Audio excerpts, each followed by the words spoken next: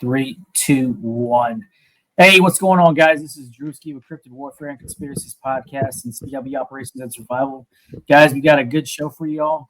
Before we get to the guests and what we're going to talk about, if you guys got any experiences, you guys got any prayer requests, you guys want to chit-chat or anything like that, let's go ahead and shoot me an email, cryptidwarfare@gmail.com. That's cryptidwarfare@gmail.com. Also, if you guys need to get a hold of me, I'm heavily on Instagram and Facebook. Just look up Cryptid Warfare. And if you guys are having any critter problems, you guys need any consulting or anything like that, you guys need any investigations going on, just go ahead and hit me up on another email. That's c.operations17905@gmail.com. Let's go ahead and hit me up and we'll get back to you as soon as possible, and we'd love to help. So other than that, guys, everything will be in the show notes tonight. Actually, everything will be in the show notes, everything I talked about. All right, guys, before we get into it, I'm going to introduce the guest we have on. This guy's got a plethora of knowledge when it comes to Bigfoot and cryptids. He's been doing this for about 10 plus years. He also has a YouTube channel. It's called Bigfoot Banter with Richie B. Guys, may I introduce to you Richie B. Hey, brother, thanks for coming on, man. Hey, what's up, man? Thanks for having me. I appreciate it, man. It's good to be here. I'm super pumped. It's been a little while in the making, but we did it, and here we are. Yeah, buddy. Let's go. All right, you man. know? Yeah, man. Okay, I love we're it. gonna. But other than that, before we start, if people want to get a hold of you, man, because I usually do this in the beginning and the end.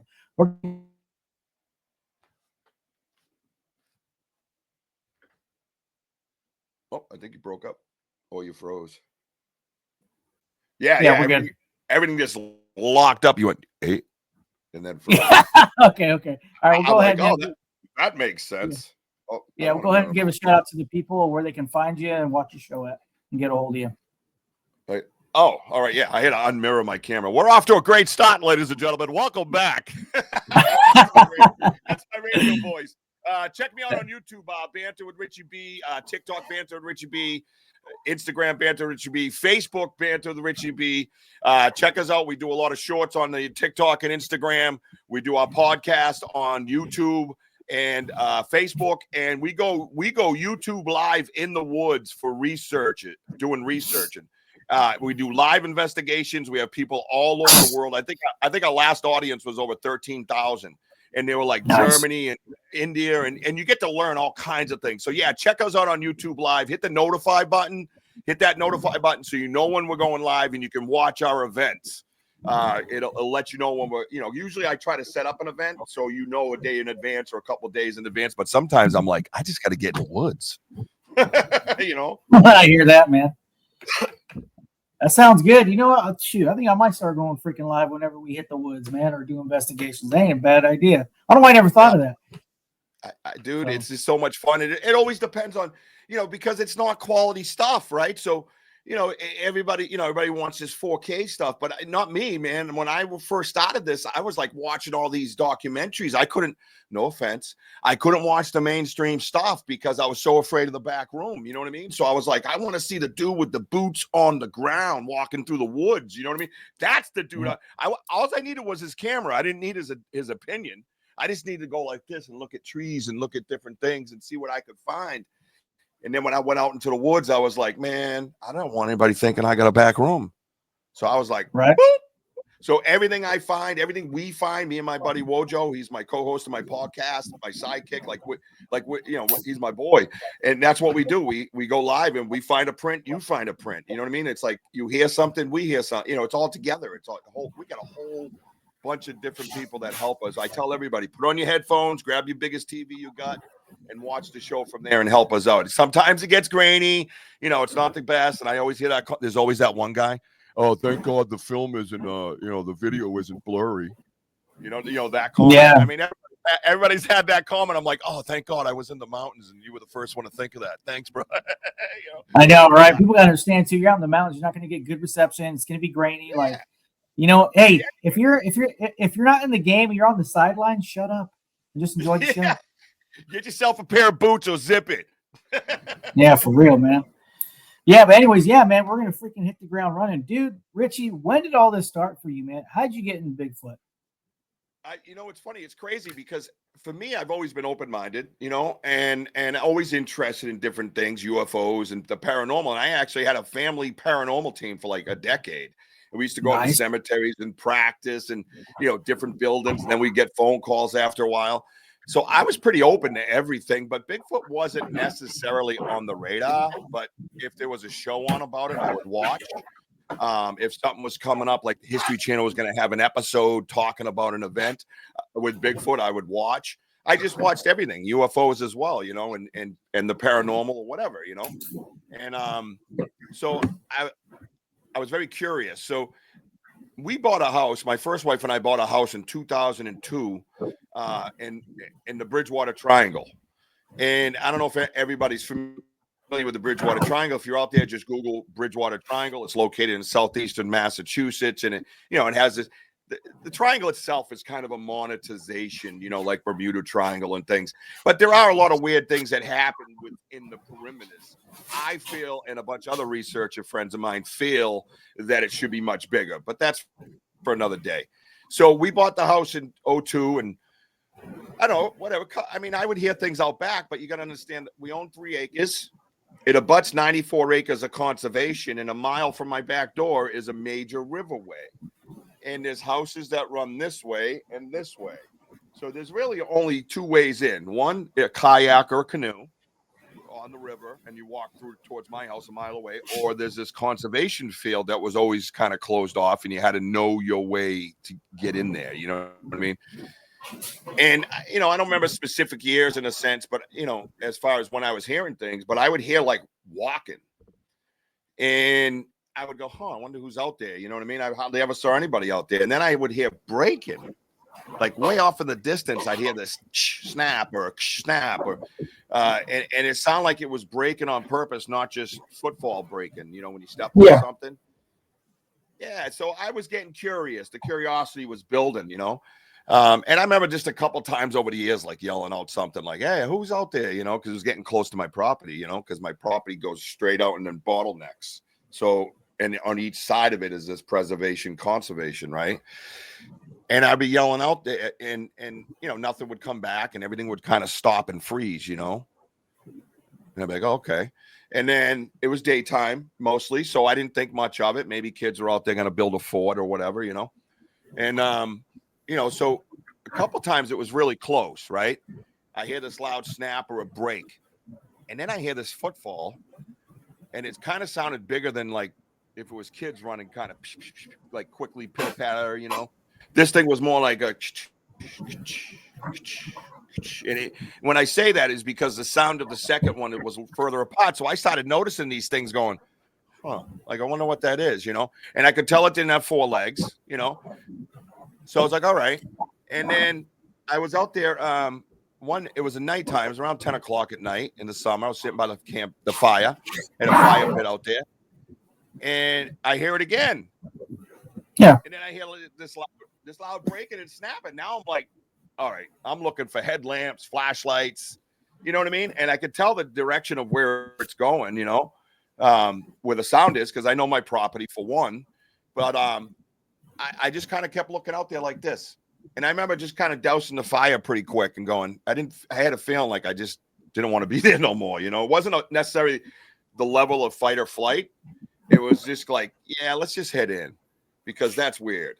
And then I remember sitting up to like 2, 3 in the morning. I was on my couch and I'm just looking at the ceiling like this, going like, who the hell would be out there in the dark? And there was no flashlight. And I'm doing all these questions in your head. You search for the rational, and you're trying to have a discussion with yourself, And I didn't bring it up to anybody. I didn't talk to my first wife about it or nothing. And then, fast forward a little bit. The biggest thing, the thing that set me off was I was out at that same fire pit raking up around it. How you cleaning up. It was October. It was around 2 p.m. Is when I got the video. And I was sitting there. And by then I had been kind of almost commuted. Like I'd hear noise and be like, hey, keep it down out there, being a smart ass. Yeah. If you know me, if you watch my shows, I'm a clown. And the neighbors are all pulling their shades every time I talk to the trees, right? And I was raking around the fire pit, and I hear this one loud, like it was like a Like it was a tree snapping. I know what that sounds like. You know what I mean? Yeah. But it was one pull. It was like one snap. It didn't make sense. It wasn't like, you know, and there was no wind. It's 2 PM. It's sunny out, and I'm raking. And now I'm like, I look up like this as I'm raking. I hear the snap. I look out where it came from, diagonal from me, and then I see movement. So I look up, and the top of this tree comes down at like 60 miles an hour. It seemed. It was just like bang, and it was about, yeah. After I measured it, it was like about a 12-inch or so elm or oak or whatever, you know, like a real hard wood. You know, I'm not a tree expert. Sorry, everybody. And I, till this day, I've never even said, "Hey, what kind of tree was that?" You know what I mean? I just don't do that. So, but I in human nature, I know this ain't right. So I watched it come down. I dropped my rake, and I remember going, "Come on, man! I'm finally getting stuff done today." Because I'm talking to it like I'm going crazy. This has been going on for a while now. So I grab my phone. I walk up to my fence, and I say, "Come on, where you at?" And I'm yelling out to the woods. And you know, if you at the edge of my fence is a game trail that goes out and it opens up into a big circle, and then it's all thick woods. But in between that circle and the game trail and me is this like 12-foot like thicket of bushes. Yeah. It just goes like this. Could be all kind of like stick trees and different thorns and saplings all mixed in. It's like one of those little groupings, you know. And I have my phone out like this. I go, "Come on, where you at?" And from that thicket, I hear, this is what I hear. I hear, like it was like a growl, like it threw it at me. Yeah. And I froze. And I got it on my record. It's actually on my YouTube channel. And but you know, the phone kind of dumbs it down. But when I'm standing there, it goes right through my chest, dude. And then I'm like, the first thing I do is because well, that I didn't know, right? So I'm standing. Remember, I'm a fresh beat. I'm fresh here. I don't know much of what's happening. All I know is I've been dealing with something, and something just put a physical, intelligent reaction to it. So all that stuff that I was hearing that I'm trying to figure out, that's, you know, am I going crazy or is it real, is now come to fruition where it's a physical something, right? And yeah. I remember the first reaction I have to is like this. Okay, I'll respect you. Oh yeah, the whole stupid man gene, right? The dumb man gene stuff. So I'm like, I'll respect. Yeah, this is my yard. That is yours. You know, I got this whole speech going. And then all of a sudden, I realized I was raised by my mother. I went, what are you doing, dude? Like, what are you doing? And I stopped backing up. I'm tiptoeing to the street, scared out of my mind. Like shake, like I'm getting fired up. Think I get goosebumps. Like every time I tell this story, because it was the first real fail of this. And I backed up to like I have an acre of grass fenced in, and I'm in the middle of my yard. I put my hands on my knees and my face down. And I'm like, I'm just my hands on my knees and my face is down, and I'm going, what did I just hear? And I had no idea that my life was about to change because of that moment. I had no idea. Like I was a grown man, and I was afraid, because it started clicking in my head going, whatever it was saw me, whatever it was snapped that tree, whatever it was growled at me, so I pissed it off, and whatever it was is intelligent, because it reacted to me going, come on, where are you at? And at that moment, I had no idea that I was about to become a Bigfoot researcher. At that moment, I still didn't have any idea that that's where I was headed. And that was the initial moment that it all started for me. It was in my backyard, bro. Like, don't go outside for a while, like weeks. Like I wasn't out back for a while. I go in the front door, into the car, drive to wherever I was going, come home, go in the front door, shut it, look out the back window. We good? That's it. It became like that. It was pretty wild, dude, for a while there, you know. But that's the initial part that got me started. I got you, man. I got you. Yeah, usually when something like that totally shatters like your reality, you got to take time to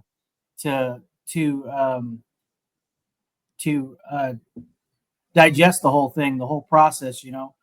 And then when you come to fruition, you're like, holy crap, I really think I had a Bigfoot encounter. Yeah. Well, yeah. So that's what you go on a quest, right? right? You start doing research, right? And You just when go in that rabbit hole, man.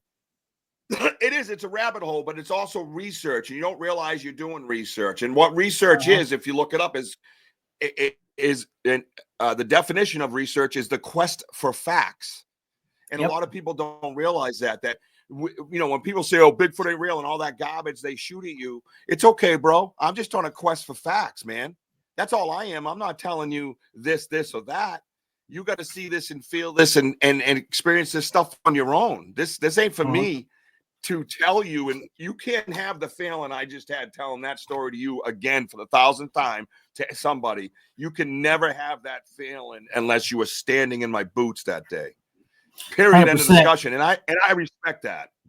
Yeah. Sorry. And that's why I feel that for people who have had Bigfoot encounters or dogman encounters, we all actually all like resonate with each other because we all had an encounter that shattered our reality, and no one could understand it but us. 100%. And you know what's crazy? Did you just throw a lipper in? What the hell's going on over there? What was that? What you got going? What you got going, chow, man? Brother. Got a little chow going. Oh, see, I was thinking, maybe I'll just leave my yak on the table in the other room. You know what I mean? No, you good, man. I don't want to watch my show. I don't want to mess up his show. I'm always chewing, brother. I love it. Me too. Feel free. Me too. That's great. Feel free, man. Throw one in. Okay. When you look for Bigfoot, you bring a big drink, even though you can't see it that well because of my green screen. You don't bring a little cup. Yeah. You good, man. But yeah, that day, I called my boy. He's like my brother in South Carolina. He's a preacher down there.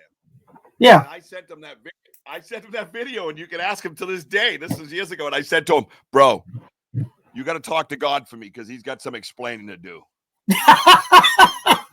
Okay. 100%. Ask. That's what I'm telling you. This is how I think. This is where my mind goes. Like, I'm processing all this stuff that happened, but now I got questions. Now that's it. The can's open. I'm diving in deep. And the game camera comes out. I start watching shows on TV, right? Yeah. Anything. I didn't care what it was because I want to know what technology they were using. I wanted to learn from the first Bigfoot show. I don't really talk about it much anymore, but there was some people on there that I really liked their style of investigation. Well, wasn't it? What was it with Bobo? Yeah, Finding Bigfoot. Yep, I'll just say it. Yeah. Go ahead. Yeah, it's just hard for me now as somebody who's so deep into it that I'm in my own world, and we'll talk about it. I have my own direction, and a whole bunch of people that are on board with me. But I love like learning the calls and learning the habits. And I'm thinking, I wonder if they do that. And then they talked about the snapping of a tree or something. But then structure's not scientific, and all this conversation's going on, and I'm taking all this in. And then I got done with that, and I started with the documentaries. And one of the guys I really, really liked, and I never mind ever saying his name, Alex Petikoff. Okay. Who I've had the distinct pleasure and honor of having him on my show. Somebody that I watched, and I watched him for a couple of years. I was into Small Town Monsters and watching their stuff, and because it was more raw, boots on the ground, I can look through their camera. And look around for clues on my own. And if you do it on YouTube, you can go fast, backwards, slow, and really zoom in on hey, I think I saw something, And I just love that raw, not everything is Bigfoot conversation, right? Yep. And as I learned, as I went further and deeper into research, I had my own direction. But yeah, that was wild when I first started out. So that was research. I didn't realize I was researching. I didn't realize like I would catch up to all their past episodes and then wait for the next one. Like, when's it coming out? And that's research, man. We're trying to learn a quest for facts, right? And all to me, it's almost like a job, right? It's not considered a job if you love it. Right. You know what I'm saying? And you're loving what you're doing, and you're not realizing you're gathering intel, knowledge transferring, all this stuff. And then you're like years deep into this. You're like, holy crap. Yeah. I literally, man, I wish I can go to school like that. I'd kill it. Yes. Yeah, dude, I would have been top of my class. You know what I That's mean? what I'm saying. But Yeah. I knew what was coming, and I knew I didn't like it. I know. So I'm like, nah. You know what I mean? Yeah. But no, and then the incidences started piling up, and that was the crazy part about this. That as I got a little bit more seasoned as a researcher, I didn't look back for a long time and say, why did they stop piling up? Why didn't they happen years before that? Once I made that discovery and announced myself, seemingly it started piling up. But mind you, when I say that statement, Drew, I didn't believe that or know that until like a year and a half, 2 years ago, say, right? Because I wasn't realizing that it seems like I opened their can of worms as well, right? And they're like, oh, what's up with this dude? And I would go out there out in the backyard, and I would be in the yard working, and a couple times it happened, and I don't remember it happening before. I'd hear way off in the distance, I'd hear like one tree knock. It at least sounded like one, right? Yeah. And it just went off in the distance. And I'm like, oh, that's what they talk about on that show. That's what that guy does on that show with the trees. This I'm starting to put together. And I'm like, so I eventually, when I went out there, I would listen for it. Sometimes I didn't hear it, but a lot of times I did. And I went, oh, maybe they're telling them that I'm coming out. So I would walk out there. I had a little bat, and I'd walk over to this one tree, and I'd hit it one time as if to say, hey, I'm out here. And I'd wave to the woods. I'd be like, hey, I'm out here. I'd wave, what's up, man? And I don't know why. I just did it. That's just who I am, right? And so I go about my business, right? So then this one particular time comes up. Now I'm trying to tell my first wife that, Bigfoot lives out back. That doesn't go well. You know what I mean? That doesn't go well. And it's funny because this carried on so long where we had divorced and, we were co-parenting and we were sharing the house or exchanging the house. And so all this is going on while that's happening. And then I got to be careful what I say before she presents it to the judge. Hey, their dad believes Bigfoot lives out back, Your Honor. You know what I mean? Yeah.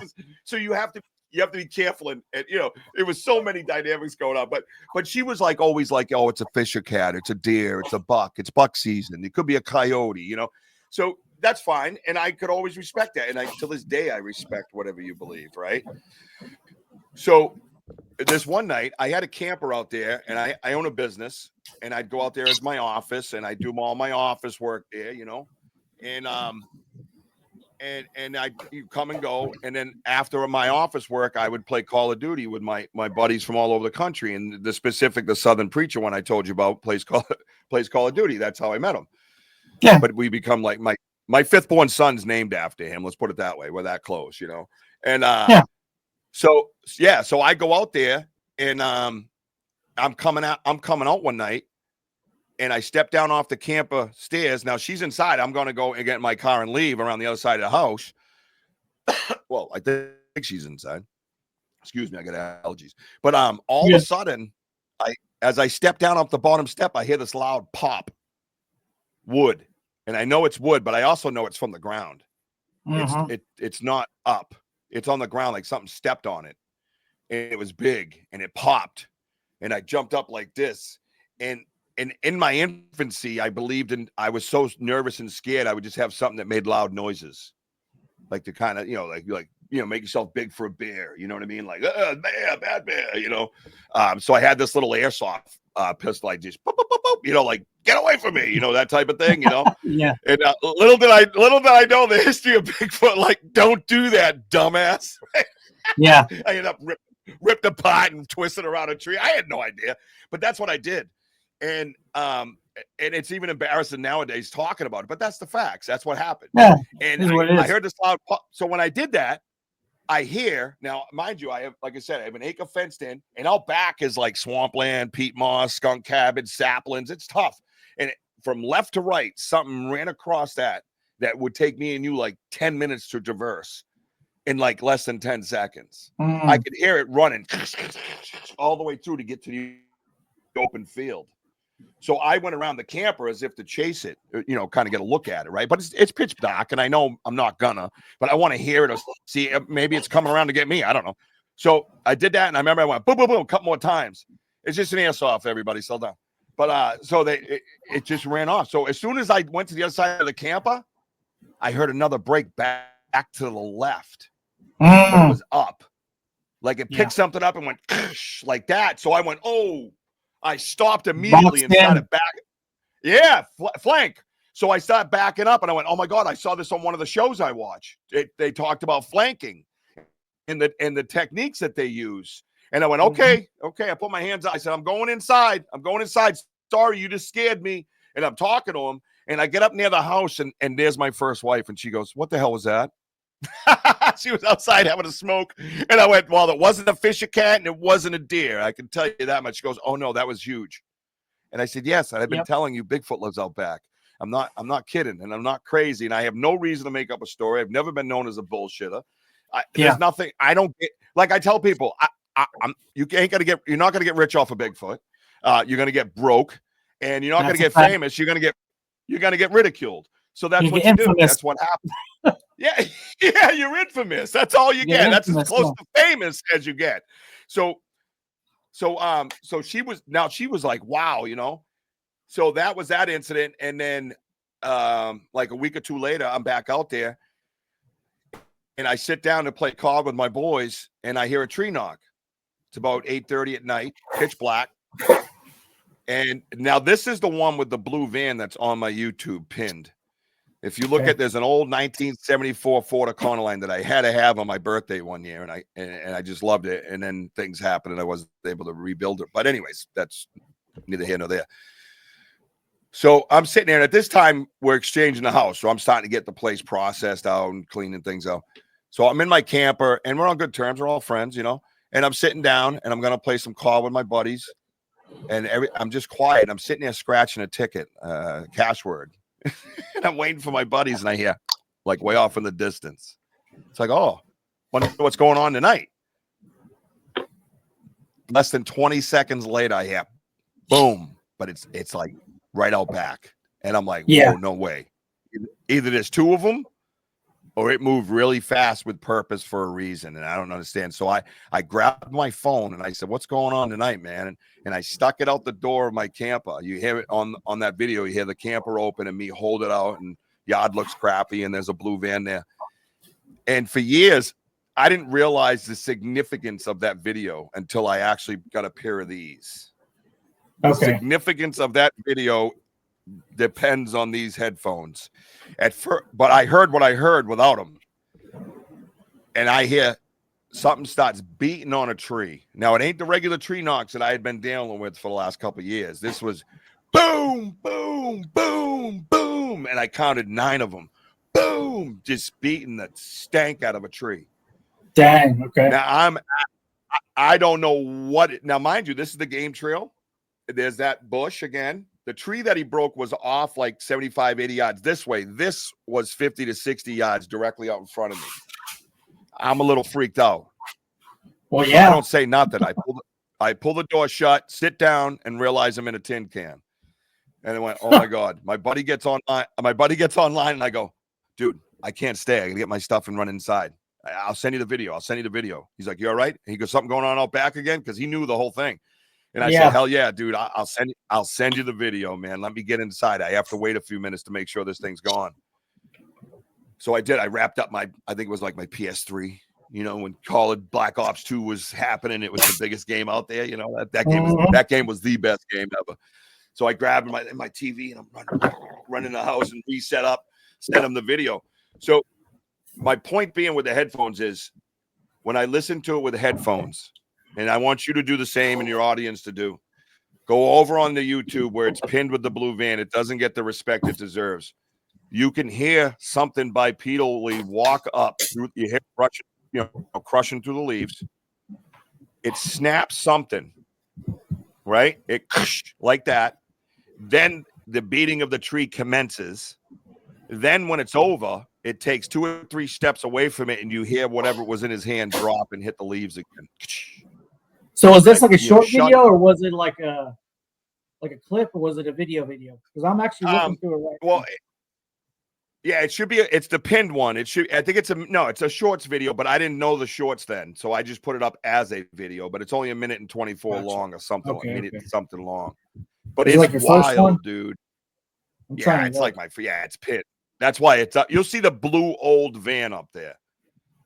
And it's absolutely wild, dude. And I found the tree that it beat on. And I also have pictures of that. I have pictures of that on my YouTube, TikTok, Instagram, Facebook. I have pictures of the tree that it beat on. You can see the ridge line of whatever it beat it with through the bark. The bark is beat so bad. If you look at it from the side, it looks like the letter C. And it's thick. Oh, it went boom like that. It was not happy with me. I went back over and replayed the tape in my head over and over again. When I came into the camper, I slammed that door shut. And I don't remember why. I think it was just kind of like I was in a rush and I pulled it behind me. Because I remember going some stuff flying off the table in the camper and me going, oh, geez, you know. So I'm thinking I startled it. And as I become more of a researcher, I've heard that's a thing. You know what I mean? Like people have walked up on them or did what? And they're like right there and they freak out, right? Yeah. So that I think that's what happened in that incident. And then so then the most profound thing that happened to me on that property, by then people were I turned to a friend of mine. I heard he had experiences with Bigfoot, but he kept it quiet. And all this time I wasn't really telling anybody except a small circle. I had kids growing up there, right? So I call him up. I said, what do I do, dude? I'm having these experiences. Here's these videos. He's like, oh, dude. And he's at this time living up in Vermont, but he had his experiences in the same town that I lived in. And he says, I want you to make a gift in Stump. And I said, okay. What do you mean, like leave gifts on a stump? And I'm like, he's like, yeah. And I said, well, thank God I have a huge job with a bunch of trees that have been cut down. Okay. I'm looking around for the perfect stump. And the fence beyond the blue van where the game trail is, I have a couple of them, but this particularly big stump I go over to, it's right up almost against my fence. And I leave oatmeal raisin cookies. Now, I don't know anything about the food theory, all that stuff. People talk about don't leave food, whatever. They'll kill you, all this different things. I mean, I get it because it's my property. You know what I mean? But I didn't know any better either, again. And like 3 or 4 days go by, bro. And I'm like cleared all around this stump and I sprinkled whatever sand I could find. I put 2 saplings on each side of the cookies. So if a bird hopped up there. Well, no, I'm trying to see if a bird hits the sapling and it moved its direction, then or a squirrel scurrying, right? Or something, right? I'm trying to be as scientific as possibly in a non-scientific world, right? So I take the picture, and of the before and all this stuff. Well, 3 days goes by, and I got to be honest, I'm getting a little offended. I come home from work, I'm a little ornery. It's a long day, and my cookies are still there. Not even realizing that I have oatmeal raisin cookies up near 97 total acres with the conservation of my property, and no other animals even touch this. The saplings haven't moved. There's not a crumb anywhere. Nothing. Every cookie's intact, and that doesn't even hit me. That doesn't hit me until a long time after. I'm just so focused on this dude not eating my damn favorite cookies that I hold him up and I'm like, hey, these are my favorite cookies. Mind you, I'm yelling out to the woods again, bro. My neighbor's pull the shades. Here he is. I'm like, these are my favorite cookies. Oh, yeah, I'm yelling out to the woods, holding up my cookies, and I'm reprimanding Bigfoot, right? But not eating my cookies. So I put them back down, and I'd say it was within 48 hours, I come back out, and the cookies are gone. And I'm crawling, dude, I'm crawling around, man. I'm looking for anything. Like the saplings aren't moved. The sand's not disturbed. I see this impression over by the fence, but it's compost. I can't make anything out of it. You know what I mean? And whatever. A couple of days go by. I get nothing, dude. Nothing. Again, I go back out there yelling out to the woods. Oh, my favorite cookies. I get no gifts. I'm yelling. Okay. I see how it is, bro.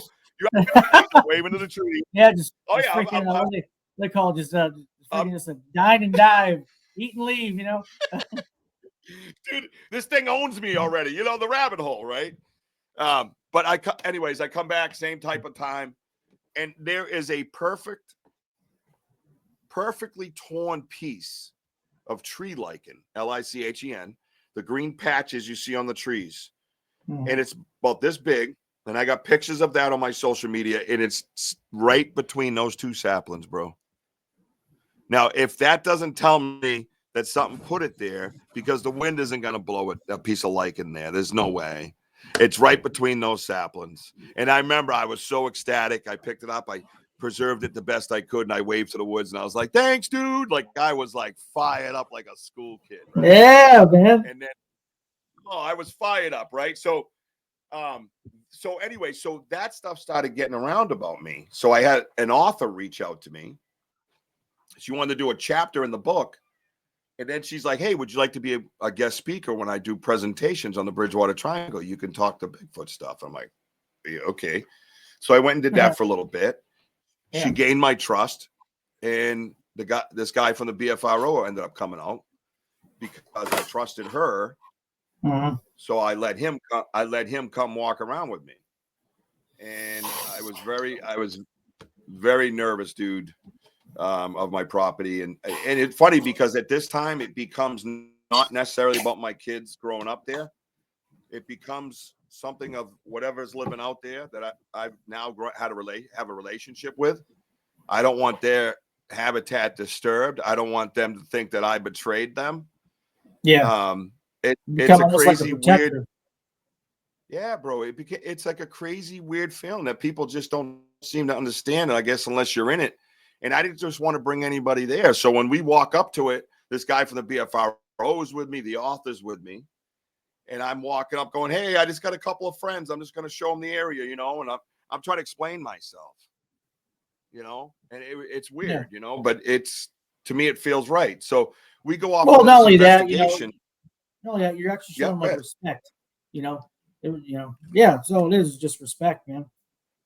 I'm all about respect, man. I was, listen, I was on the streets at 14 years old. You know what I'm saying? If you ain't got respect, you ain't got blood, so you're damn right. It's just the way it is.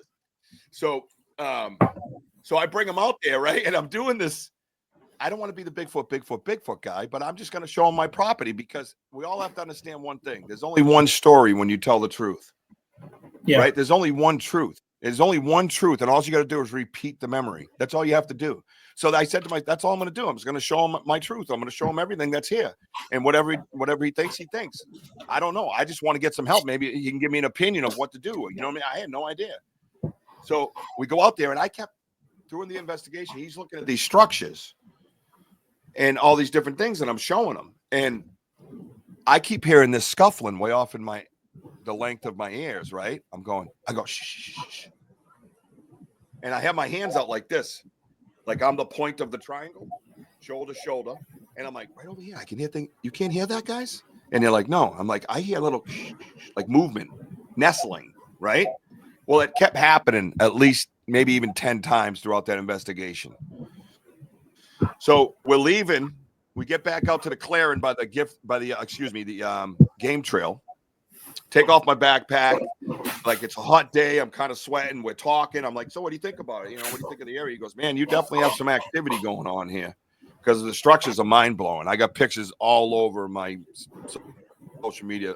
I have one called a dream catcher that'll blow your mind in a 40, not just an X, a 40-foot X that'll absolutely rock your world. And I have, mind you, I used to do panoramic picturing of that open circle at the end of my game trail. Yeah, it's not there. It's not there. And then a couple of weeks later, it's there. So that's all documented. Documented. I make sure this is before I did lives. You know what I mean? But it's all documented, man.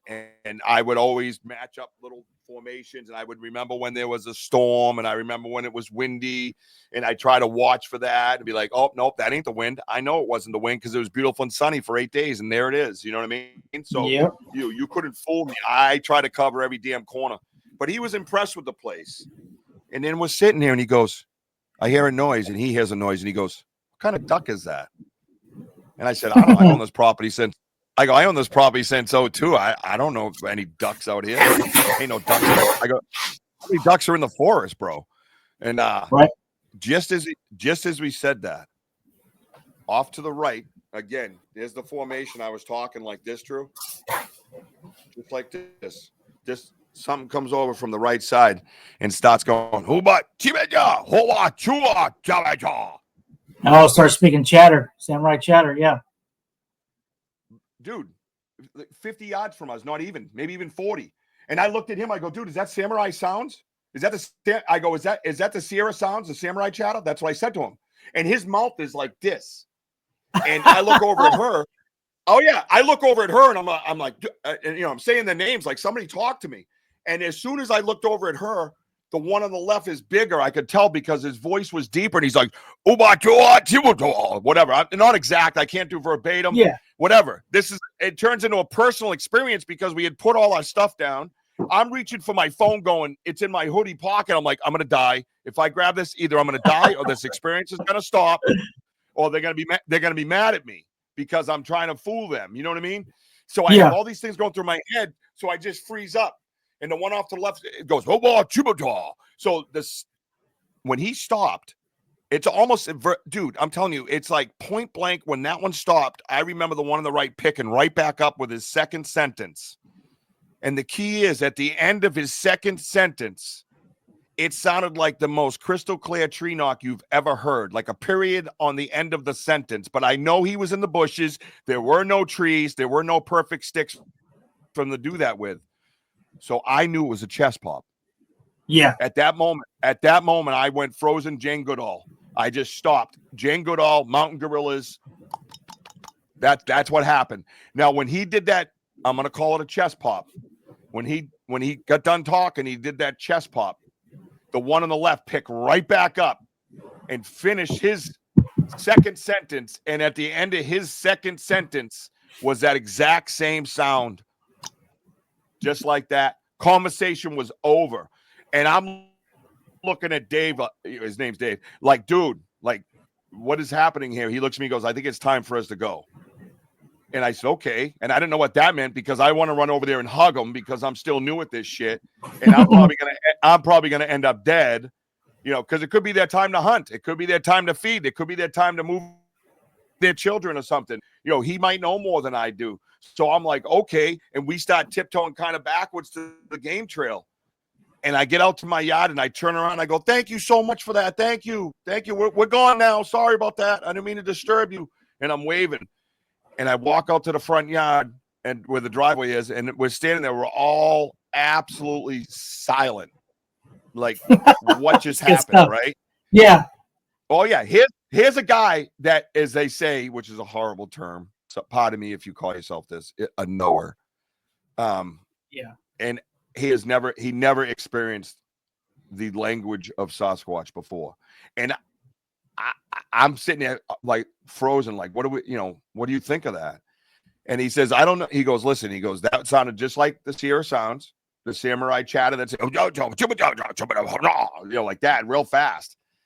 And he says, I think they're here because of you, man. And I said, what do you mean by that? He goes, you respect them. You let them be here. He goes, and they've gotten more and more busy with you because they know you're okay with it and they trust you. Mm-hmm.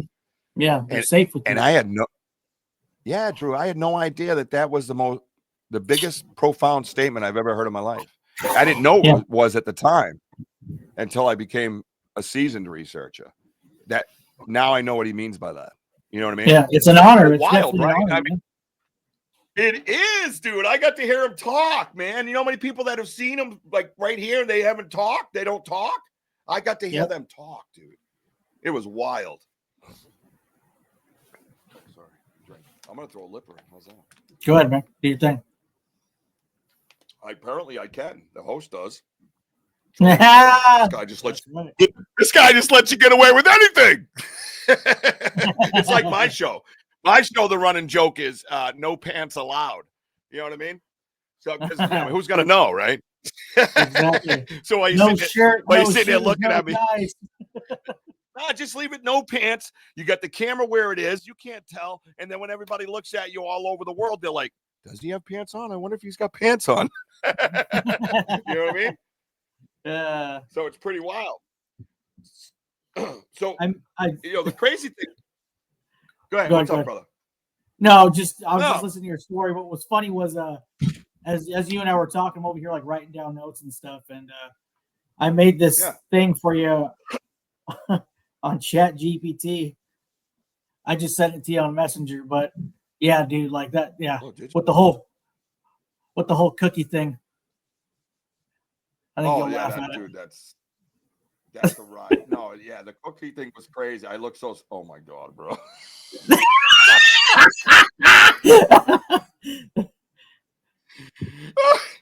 Who's that guy in my clothes, though?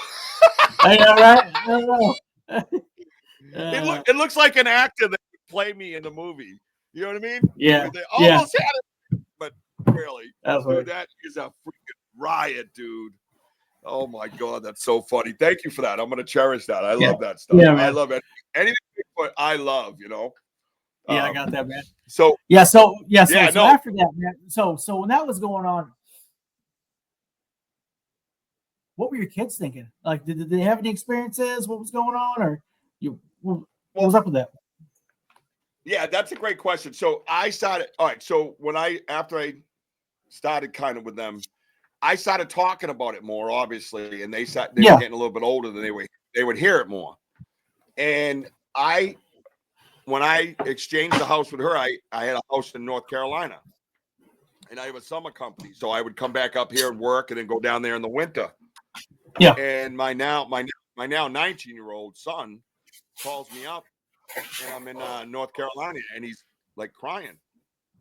And I said, what's going on? And I hear his mother in the background going, tell him. And he's like freaking out. He's like, Dad, you know that thing you talk about that lives out back? You know that thing? And I'm like, yeah, the Bigfoot that we talked about. Everybody knows it's out, kind of out of the closet within the circle. Yeah, Dad. He goes, I brought the dog out to go, do her thing. And it was just around dusk, and he's up by the road, where she goes, and the dog's about to do her thing, and he looks up, and there's like 5 deer in the yard on the grass, not on the other side of the fence. Very rare, right? I've never seen them. I've never seen them inside that fence before. It's an old 50s chain link fence. I basically bought a nursery that used to own this land. I bought the garage basically and made it into a bungalow. It's wicked cool. But it's an old 50s fence. So like you can't even have it. It's not even up to code. It'll cut you, So, but he looks up and he saw 5 deer. He said, he goes like a mom, and he's trying to tell me it's a big one, and it looked like it. And I'm like, okay, what happened? Well, when you look out to my property, there's that whole area of saplings that I was telling you about in that wicked marshy area. And this is the way he explained it to me. He was standing up in the front yard with the dog. He saw the deer, and right beyond in his vision, he saw the saplings open. And he said he could see the shoulders and the head. And it was, the fence, you can imagine, is kind of in a horizon line type of setup because it's a little ways away. But this thing was like way over it. And the saplings, it was up top. Like he was looking at the deer. Like it was looking at the deer. And then the dog goes, whoa, whoa, whoa, whoa, like that. And the deer go to the sides. So they ran to other people's yards. They didn't even go where they normally would go. And then he said when he looked straight out, he could see the saplings moving to each side. And every time it did, the horizon line would light up this silhouette, the head and the shoulders. And that's all he ever saw. And he could see the trees moving. He couldn't even see like the arms doing this, but he see the trees moving and see the shoulders and then the head. And he was crying, dude.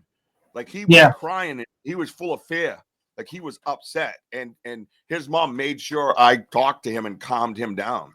Yeah. And we've had that conversation, it's now that he's an adult. That's his story. That's part of his life now. You know what I mean? Yeah. So yeah, that's a great question. I don't get that question a lot. What's a trip though is that kind of remind me of like this research I went on too. Deer will go by humans if they're feeling threatened or anything by Bigfoot or other creatures because it's safe. And we had an incident that happened to us. We were in Kentucky doing some Bigfoot field researching. Like at nighttime, I woke up in the middle of the night, started up the fire, making coffee, and I looked over to my right, and literally a herd of deer were laying down, bedded 10 feet away from me. And they looked at me, but they didn't move, and they kept looking back at the woods. And I kept hearing tree branches breaking stuff and then running. And they were just kind of skittish, but they did not move at all. Great. But they kept focusing on the tree line. They didn't give a crap about us at all. Right. And we were literally like 15 feet away from them. We can literally touch them. Well, that's, when we talk a little bit more as far as becoming a researcher, I talk about the adapting of Bigfoot, how he adapts to your activity. And that's a great point that you bring up, that the animals around him adapt to him, right? And they know, they're like, hey, go hang out with those humans because he ain't gonna show his face to them. Think about it, right? So they nestle down where you, like you said, they feel safe. I had never heard that, and that it just makes total sense. You know what I mean? It just makes total sense. Yeah, and that's what actually reminded me of your son's incident, man. Because not only that, if they took off instead of going right back into the bush, they're like, nah, we're going out this other way. We're good. Yeah, like he said, Dad, they went, he's the one who told me the story. I'm not there. I'm in North Carolina. So the only way I know that is him telling me that. And mind you, I got fence on either side. But there's houses all down the street. So they leapt over the fence on either side and they were gone. And he goes, it was weird that they didn't run back in the woods, Dad. You know what I mean? So I remember those tidbits of that conversation, and I've always kept them with me. And I had to calm him down. He was a kid. He was crying, dude. He was like so upset. You know what I mean? And I felt bad. I felt bad because I'm like, oh, but I'm like, but you see how it didn't hurt you though. I'm trying to say to him, but he didn't hurt you. Maybe he was just hunting the deer. He's just looking for the deer. He didn't hurt you. If he wanted to, he could have. But that kid would not take that dog out for the longest time. I'll tell you what, man. And I can relate because I didn't go back to my camper for sometimes months at a time. Yeah. Oh, it's crazy.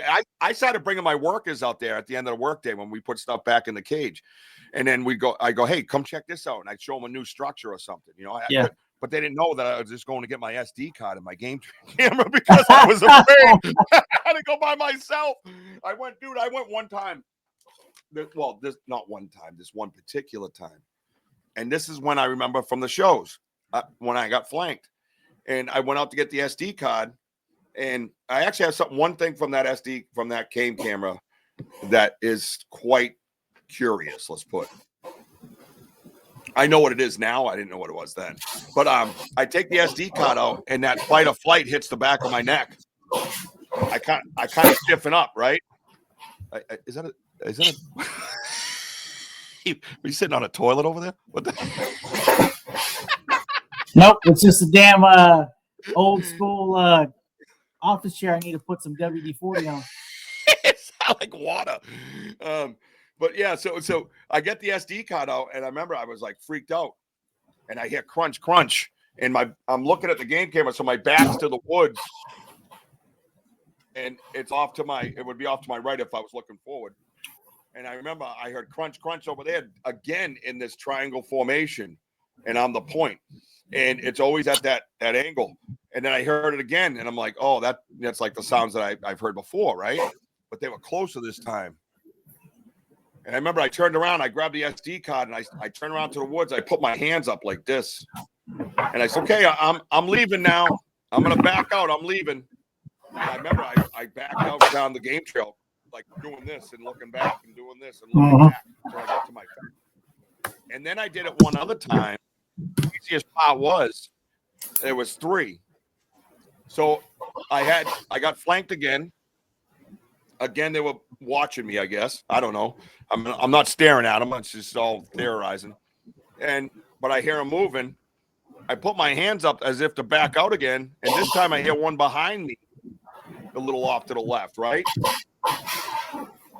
So I go, hey, I'm backing out. But this guy's got to move. I'm leaving. I want to go home, And then I hear him move. Like they knew what I said, bro. I was like, what the is going on? Like I walked out of there. And I remember waving to the woods. All right, thank you. Thank you, guys. They did not like my camera. I came out there 3 or 4 or 5 days later with one of my workers, and the game trail was covered in thorns and saplings that were freshly broken. They changed the direction of the game trail. It's still there. The game trail has a new direction now.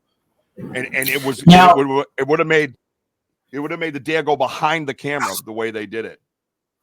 Now your camera, whenever you're taking pictures, did it have a flash on it?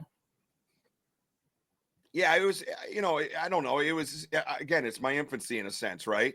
I don't believe in game cameras now, even though I have one in the woods. It doesn't mean it's going to result in anything, but it's an IR light and it's like a beacon. It's like a beacon through the woods, right? I mean, you know, we're not nocturnal. We don't necessarily know what it looks like, but you can imagine, you know, a deer will look at it like this because he sees it. So it's not necessarily a flash. It's just an IR light hunting kind of thing. You know what I mean? I was wondering. Yeah. No. Again, I don't, you know, now they have the lower IRs and I'm more experienced and I'm doing it a bit different, stuff like that. But then it was like, you know, midway up a tree, like boom, right here on the big circle. And, you know, here's a camera, everybody, you know. I didn't freaking know. I was just learning how to do this stuff. But yeah, so I've been flanked twice at that point. I've been flanked a lot more now. But I guess for me, it kind of ramped up when I wanted to start to look into it more. You know what I mean? Where I started going out more and I started trying to grab people that like, for instance, the guy that came out from the BFRO, his buddy, I started calling him. He was out of Rhode Island and he would come up and meet me and go on my property with me. And I started learning things from him. And then I started getting a different group and, you know, a couple more people would come along. And I feel because I didn't go out alone, because going out alone is not necessarily wise. And no, it's not. I would always have So I'd always have, and then I'd go to some of his spots and I'd learn different things from him that way and suggest things to him that he didn't believe, you know, but I was still like, no, adamant that's, you know, like a leaning tree with no stump. That's an oak leaning on a pine when there's no oak trees around. You know what I mean? Stuff like that. And I'd be like, no, dude, that was placed there. That has no business being there. There's no stump here. And we'd have this big argument. It was debarked, the whole 9 yards, right? And so that continued on. My fiance now, we've been together 13 years, and she was kind of privy to a lot of it. You know what I mean? I was telling her about it. And when I started going out with those guys, I was learning more. And then I was like, I don't know. I didn't share with nobody. I kept it quiet because of the ridicule, and I didn't want to put myself out there. And, you know, it was just kind of, I was in the Bigfoot closet, so to speak, you know what I mean? Where I didn't really share much of it, even though people were starting to know who I was. And that guy, Dave, came back one day and he says, hey, do you mind if this guy, Matt Shearer, does a story on you? And I said, well, I got to talk to him. And, you know, my kids live there. And by then I had already moved, you know, all my stuff out. And my first wife had it with my kids. And let me get, you know, make permission in a sense out of respect from her. I mean, I can go on there if I want, but they're living there. I'm not a jerk, you know. And I had to kind of convince her that it was going to be, you know, no cameras till the woods type of thing. And, you know, all that stuff. There was rules, you know. And Matt Shearer came out with an actress, Annika Noel. She's a daytime actress on The Bold and the Beautiful or something like that. But they're friends. They grew up together. So she came out with us and did this little piece on WBZ, iHeartRadio, and all this stuff. So people started, some of my friends saw that and they were like, yo, dude, what's this stuff about? And I'm like, oh, shit, I didn't think that one through. You know what I mean? Yeah, you think you get out there that fast? So I was like, all right. So, and then the guys that work for me, one of them was from softball because I play a lot of softball, and so he knew, and he saw things that made his head scratch. And then my other buddy I grew up with, he was freaked out. I showed him that tree that got snapped in half. But anyway, so I didn't say nothing, and in 2022, I'll jump forward a little bit. You see my sign here, Jack Richard Breault. He was stillborn. That was my son. That is my son. Yeah. And we lost him in a tragic way. And my condolences, man. Thank you, bro. Thank you. I always try to keep together this part of the story. But so I was in a fetal position for a little while, bro. Honestly, I was broken. Tough kid, tough street kid, this whole 9 yards, you know, fighting every day to just provide for my kids. You know, I got 7 kids, you know, and you know, I remember looking up going, man, he's looking at me. He's watching me. I'm his dad. I got to get up. Like my buddies were coming over when they're coming back to softball, you know, hey, you got to go to work. You got to pay the bills. You know, these things were happening. And I said, man, my boy's watching me. So I had to get up, and I could swear to God, I could hear him say, Dad, tell him your story. I want you to have that's your passion. That is your passion, and nobody knows about it. Share your story. So a couple of days went by. I called my friend Bobby Lee, who's my executive producer and co-founder of my show and business partner on the business end of it. You know, that sometimes can work. And I said, I want to start a podcast. And she says, oh my God, you're perfect for this. I was waiting for this call, you know. And I tell you, bro, within 48 hours, I had green screens and cameras and I had websites. And I'm like, when are you making all this stuff? How do you make all this? She made YouTube and TikTok and Instagram. Like all this stuff came up. Banter. She was on standby and ready. He was on lock standby, bro. She was like, this is, I love it. Cause she's a techie. That's what she does for a living. So she knew all this stuff. And she's like, dude, you're going to be perfect for this. What's the name? And I said, I want it to be Banter with Richie B, you know? And she's like, well, it's got to have a niche. And I said, you mean a niche? And she's like, no, a niche. And I'm like, you mean a niche? And she's like, the word is niche, Rich. And I'm like, we're in America. The word is niche. Yeah, tomato. Anyways, yeah, semantics. I'm like, whatever, listen. So I wanted to leave it open and broad. And as things went on, because I love the paranormal, I love UFOs. I love just talking smack and having a good time. You know what I mean? And so it eventually became the Bigfoot Banter with Richie B on YouTube. And I wanted to share my story. You know why though, really, Drew? Because you couldn't hurt my feelings. You couldn't hurt my feelings no more. My kids were grown up, so they were fine. And you couldn't hurt my feelings. Your crappy ridicule, trolling garbage that you pull on me because my son died in my arms, man. You know what I mean? Like, no, you couldn't. Nothing in this world you could do to make me feel that pain again. And so, even if they try, like if you're listening out there, I'm bulletproof. You can't affect me. Nothing, dude. Nothing. Yeah. You call me liar. You can say, "Oh, that you're full of shit." You can say whatever you want, dude. I'm not making money. I'm spending it. All right. Bottom line, I'm not famous. I'm ridiculed. Whatever, dude. I don't care. But I got a following of people that are amazing. They don't need to be like-minded. I don't worry about that. You know what I mean? They just need to be nice people that want to have healthy debate. You know, a buddy of mine up on New Hampshire Bigfoot Society, Mike Tinsley, says ridicule's okay. Cynicism is, being cynical is bad. You know, that type of stuff. And I agree with that. So my son, Baby Jack, everybody knows him. The guy behind me, that is ours. We own that. That's copywritten. And his name is Jackson. Jack's son. Jack, my son. And my awesome friend and co-host Wojo made that name up. And that's what we named him. And his eyes are red because I got to see the self-illuminating eyes, which I'll tell you about my research area in a minute, if that's okay. But that's what inspired me, dude. That's what inspired me to come out. That's what inspired me to sit in the mic. This microphone is therapy for me. This is my therapy, dude. I had PTSD. They put you on meds. They want to keep you calm and, balanced and all that shit. And it wasn't what I needed. What I needed was to have my boots on, to be in the woods, to be one with Mother Nature, to do my research that I love to do so damn much, man. I love it. It's the blood that flows through my veins, and to know my son's there and he's always there and he's always with me. He's here. And that's why I came out of I call it the Bigfoot closet. And I told all my friends, they're all coming up to me going, dude, all the guys at softball, you believe in Bigfoot? And I'm like, dude, I got to blow your mind, dude. You know what I mean? I couldn't even imagine, And and that leads to Wojo, my co-host. Spit break. He's an awesome. He's missed the cup, and he's an awesome dude.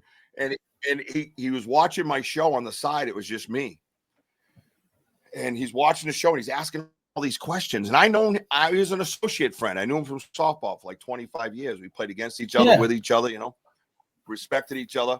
But he kept asking questions, and then he would reach out to me after the show on Messenger and ask me questions. I'm like, this dude's really into it, And I was supposed to go on an investigation. My executive producer was supposed to come with me, and her and her son got COVID, and they were on lockdown or whatever.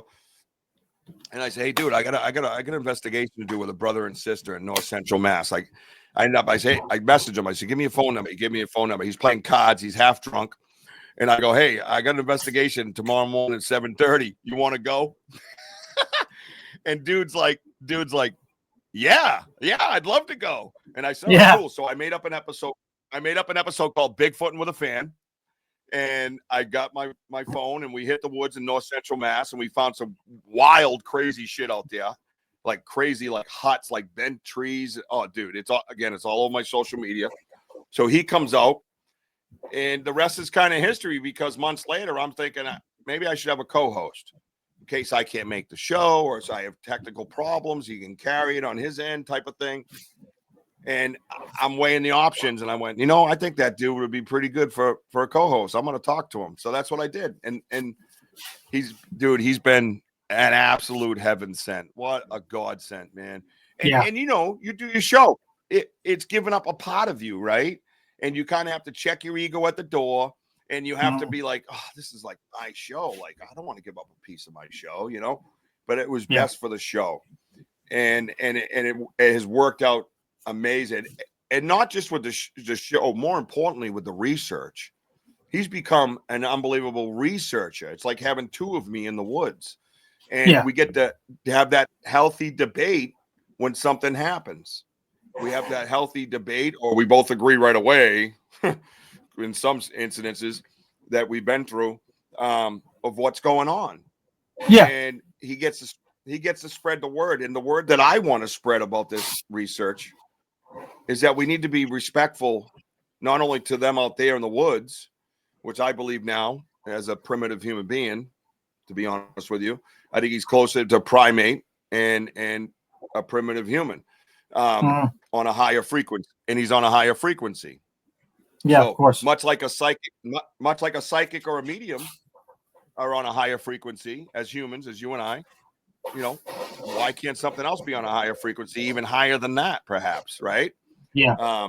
Where you get into the different things that they are capable of doing that I've experienced, and we've had that talk. So some of the bouncing off of, and what I started was Bigfoot Banter with Richie B live friends. So I started going live in the woods because I wanted to document. So what we did was we started at my property. I believe in structures 100% wholeheartedly. Yeah. I believe, and people say, what are they for then? And I'd be like, what are they, clan markings? And I think some are for clan markings. Some are for territory markings. Yeah. Native Americans, when they would go on the hunts, they would bend trees and point to the watering holes or point to the game and fields. And you go back and you could see the little knuckle where they broke it and they kept it alive so it would grow and point. And I believe in that. And I found trees that are just twisted that you needed. I have one on my property that's a 360 twist. 360, man. Cliff Brockman wanted it for his a museum out in the West Coast there. And I was gonna, and then I went, nah, that's theirs. That ain't for you to have and display. That ain't for. I was gonna cut it off and take it, and I'm like, nah, that's not for me to cut off and take. I got pictures of it. That's good. You know what I mean? And we started following the structures, and then we'd open up the map and we go, hey, let's check out this area tomorrow. Hey, let's check out this area next week. Hey, and then we kind of hopping around this river. Yeah. And all these things kept happening, whether it was vocals, tree knocks. I got in a whistle match, and I wholeheartedly believe I busted a Bigfoot. Oh yeah. I go, my buddy's like, what's that, a bird? And I go, I don't think so, dude. It sounds like a mimic. And he's like, really? And I'm whistling back and forth, and I swear to God, I heard spit. And I swear to God, we were like going back, and I went, I got you. And I'm on a live, and I'm yelling over there. I busted you. That was terrible. And I'm yelling over to Bigfoot, and I'm on the live, and people are dying laughing. I forget I'm holding the phone. I forget I'm live. And I'm like, oh, sorry, guys. Did you guys hear that? You know what I mean? That's good, man. So we end up in this research area, and this research area is absolutely insane, dude. It's absolutely nuts. We started finding prints that we're casting, and that's where we found that ice print. And I have them all here. I use a Scaniverse that was introduced to me by Alex Petikoff. It's called Scaniverse. It's a 3D scanner. So I scan all my stuff first. It's live on YouTube. You watch me do it, and then when we come back to cast it, we do it live again. So there's no BS, no shenanigans, no back room, no editing. It's raw, sometimes grainy and crappy, but you're seeing us do it live. And we've pulled we've pulled about a good half dozen good prints out of this. This clump is my first one I ever pulled, but I was so terrible at it. It just turned into a big clump. And everybody goes, "Why do you keep that on your desk?" I'm like, "That's my first." It shows how. Yeah, damn right. That's the beginning of it, man. Yeah, dude. It's a reminder. But it does have a crazy bend to it. The bend in the foot, which helps me with the primate theory because they climb trees and stuff, and you'll have that bend so you can grab and climb up. But since we've gotten toes, I got that cast over there. I could actually show you on the camera. You can see it. The one in the ice, that's wild. If you want to, I will. Pull that up. Pull it up. You want me to do it? Give me 1 second. Yeah. All right. Yeah.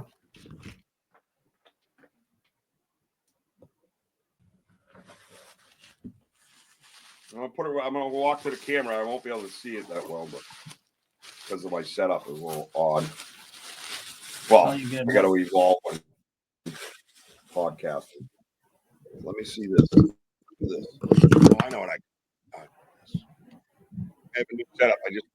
I actually built a podcast studio. I used to be in an area, so to speak. Hang on 1 second. You good?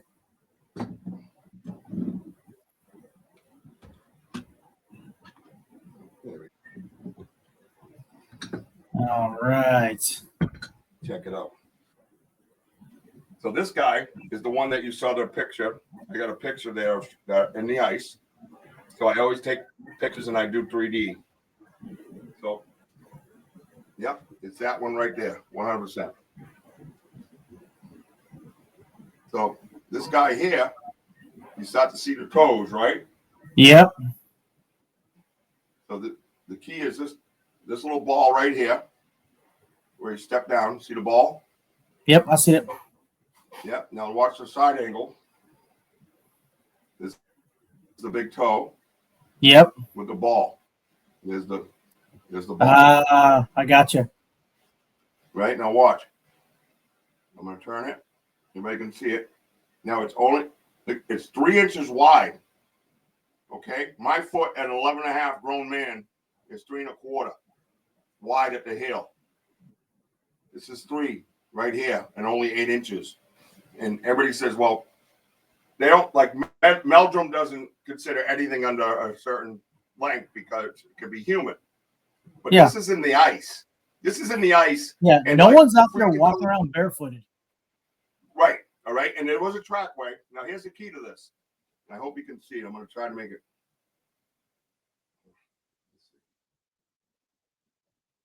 There it is. You see that line? Yep, I see it. Big toe right here. Does that line look familiar? Yeah, it does. We all have that line. Yep, we do. Yep. There's a line from that big toe right down there. And that's what we pulled out. And you can see look at that digit right here. That's a thick one. Damn, boy. Yep. Isn't that awesome? That's good stuff, man. Yeah, that line is crazy, ain't it? Yeah. And that goes with that picture with a 3D rendering live on YouTube. So it's no BS. No games played. And I love it. It's my favorite. And we're all about kindness, right? Mm-hmm. We're all about research. We're all about making this community better. Because we get on social media and everybody, pardon me, shits on each other. Oh, and yeah. I tell them all the time, that is not how you should be living, but definitely in this world, you shouldn't be doing that. You're going to keep people quiet and they're not going to want to share the story. We're not going to get to the bottom of anything like that. So I am wholeheartedly all about sharing information. So while we're out in the woods, we find this old chair, right? Has a metal frame. Mm-hmm. We put an earth magnet underneath it. We put a recorder on it. Nice. I encourage everybody to go to my YouTube channel and check out the Journey of the Gifting Chair. And the other episode is the sounds of the gifting chair. I have 2 episodes up about the journey of the gifting chair and the sounds of the gifted chair. My producer's probably the only ones that could tell you the episodes because I'm ignorant to that stuff. So I just want to research, dude. They handle all the tech stuff. And what we started doing was gifting them. And the chair was from the woods. We put the magnet underneath it, and we started trying to put things on there that they could open. Right? Things that we could prove were hands. And that's what we feel that we've done. So we like to give them zingers, raspberry zingers. They have little coconut on them, and they're raspberry filled, right? Because we heard they like raspberry donuts from this guy Squatch Man. I don't know if you ever heard of Squatch Man. Greg Yost. Yeah. So he likes to give them raspberry donuts, right? So what was funny though is when you said zingers, I thought you said Zen at first. I'm like, damn, boy, you giving them zinners? Yeah, you gotta throw some lipids, man. Come on, bro. Yeah. They're trying to cut their intake, you know.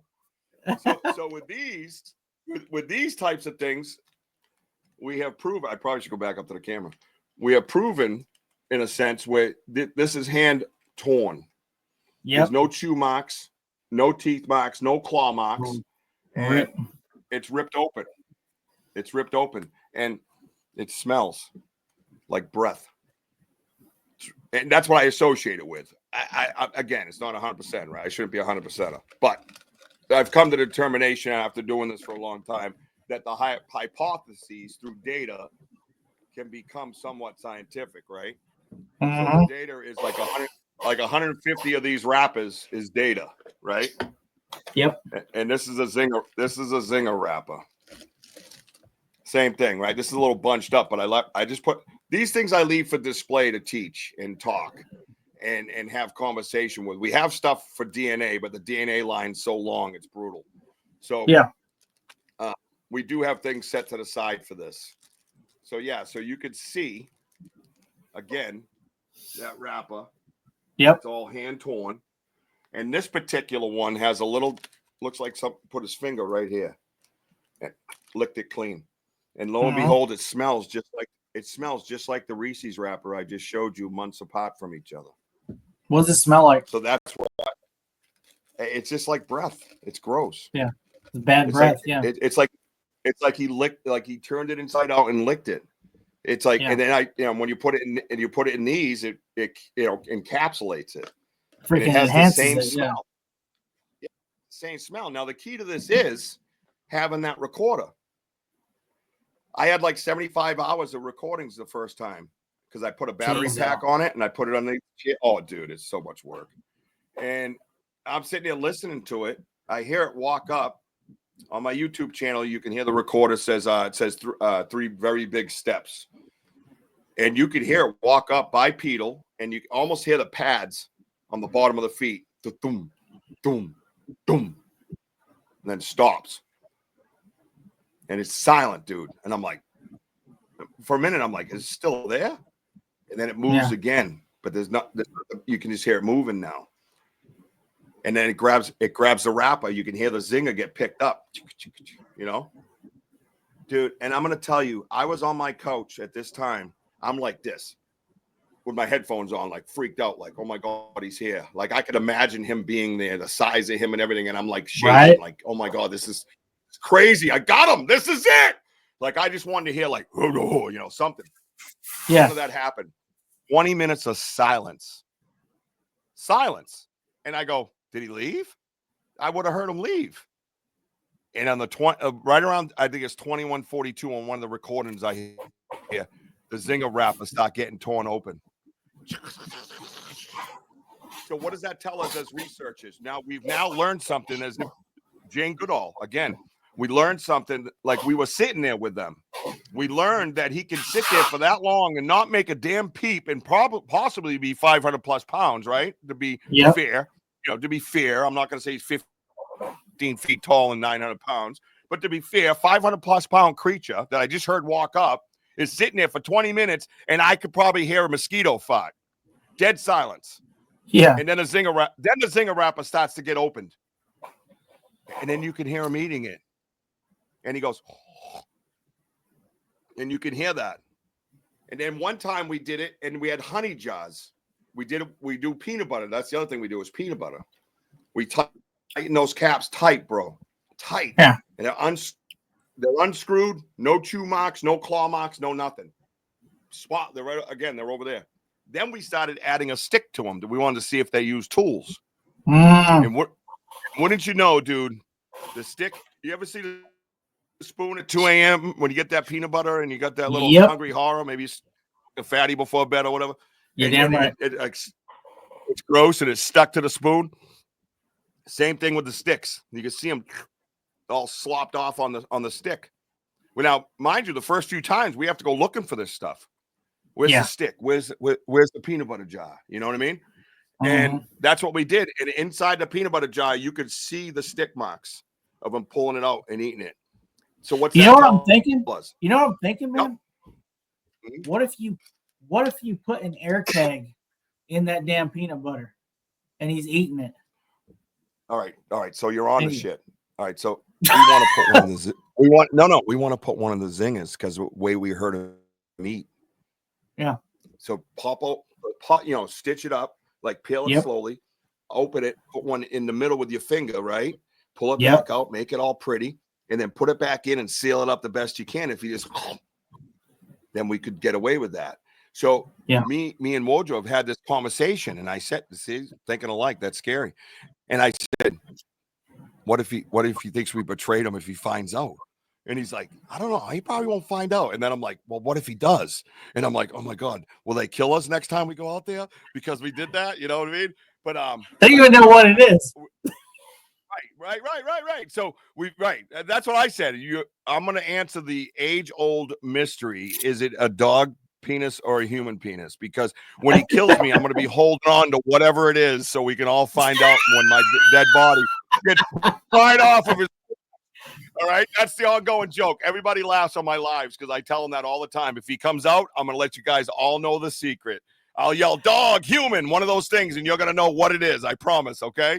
Yeah. So, that's right. We'll know what it is. So that is a theory that we want to try, and I think we're on the 70% side of that's where we're headed. We're just trying to be careful and loyal and trustworthy to them because we know what's out there. We've had, besides all the recordings and everything else, we've had them run past us twice. 40 feet crashing through the woods at dusk, where I could see the black mat of the back running through the stick branches of the bushes. And I had one of them. I had my 14-year-old son there, and he was like, Dad, he was freaked out. Again, that's part of his story. He's like, Dad, like freaked out, and I'm like, all right, just stay here. We're okay. So we learned something there. We learned that the manipulation of electronics is a thing, seemingly, because my phone has problems every time I feel that, when that incident happened, it ran off to my left. I announced on our walkies, I said, I got movement to my left real quietly. I let go of the clip. I went back to what I was doing. I wasn't going to pay it no attention. I know I heard movement. Yeah. I start walking down the path with my son towards Wojo, and then all hell broke loose to the left side of us. Yeah. It's just running, dude. And I come up around this opening, and there's all like trees, like branches, like a shrubbery that's missing their leaves type of stuff, right? But so it's all sticks. But they're everywhere.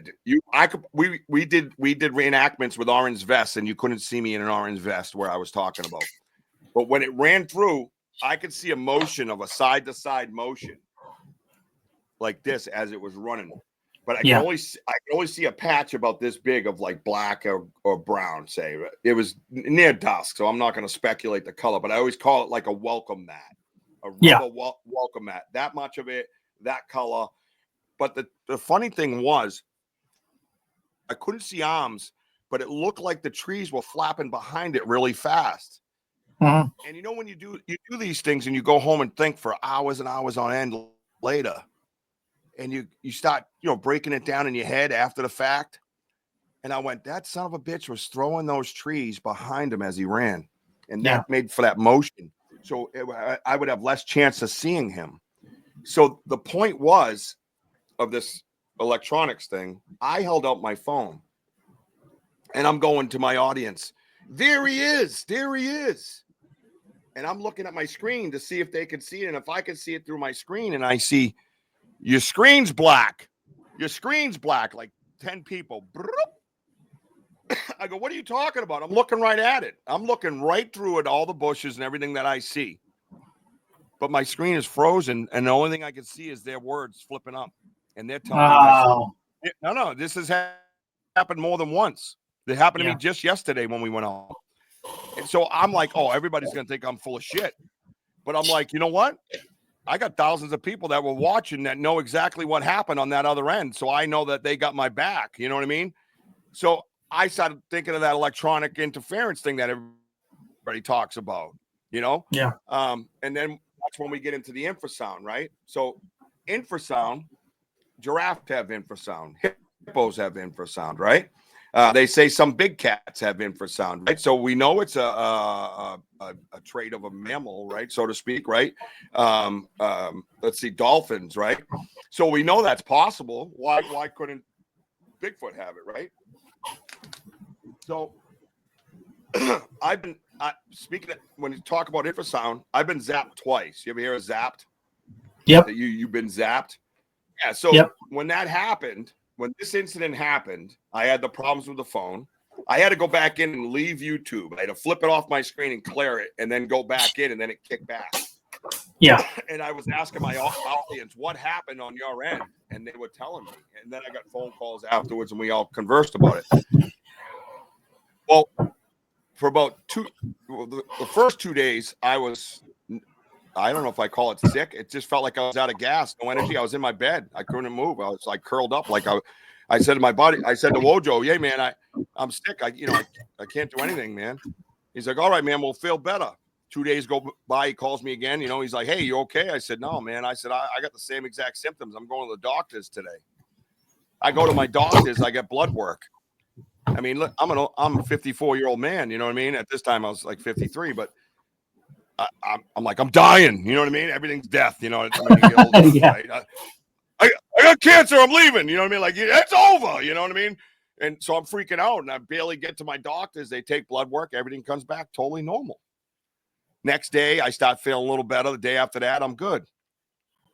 Well, on the third day of that, he starts freaking out.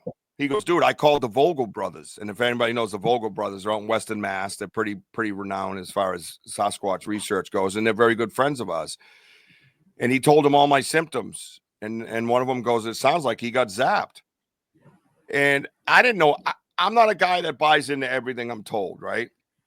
Mm-hmm. So I'm like, all right, whatever. I don't think much of it. Well, a few months later, we're in my backyard. We haven't done an investigation there in a while. We both had a bad day at work. I'm like, dude, meet me at my property. We'll go in the back way. So he's like, all right. So we go. We get out there. We don't have our radios. We don't have this. We don't, we just turn it on our phones. I look down at this fern. I find a print in the mud. Now, mostly it's compost, but I noticed the black in the mud. So I move the fern. I go down to look at it. I'm going, psst, hey, psst, I think I got a print. And then all of a sudden, I smelt this god-awful piss smell. Yeah. It's just piss. That's the way like you opened a bottle you peed in 3 months ago. It's, just hits you. And I go, hey. I go, I can smell it. And he's like, what? And I'm like, I can smell it. And he comes over to look at the print and see what I'm saying. And I go, dude, I can smell piss. And I go, oh, it went away. And then I went, oh, no, because if it goes away, that usually tells you it's moving. Yeah. So within 20 seconds, as I'm showing him the print, that same thing happens. It's a lot darker, and you hear boom, crash, boom, boom, boom. This thing starts running through the woods, and you see the trees just moving everywhere. And then boom, it hunkers down. And I'm standing there talking to him, and we're like watching it, and I'm like, now I'm trying to talk to her, like, it's okay, relax, And this dog starts barking like 3 football fields away. I'm like, I've been yelling. I'm flapping my jaws out there. There's no way that dog didn't hear me. But it started flipping out because of this incident, I guess. But it was way after the incident. Upon further review, we're wondering if he sent off an infrasound to him and got him going. We have no idea. So I looked at Wojo. I go, oh, no, now they're going to come get him. And he goes, what does that mean? and we have a recording of this. All of a sudden, there's this loud, long whistle through the woods.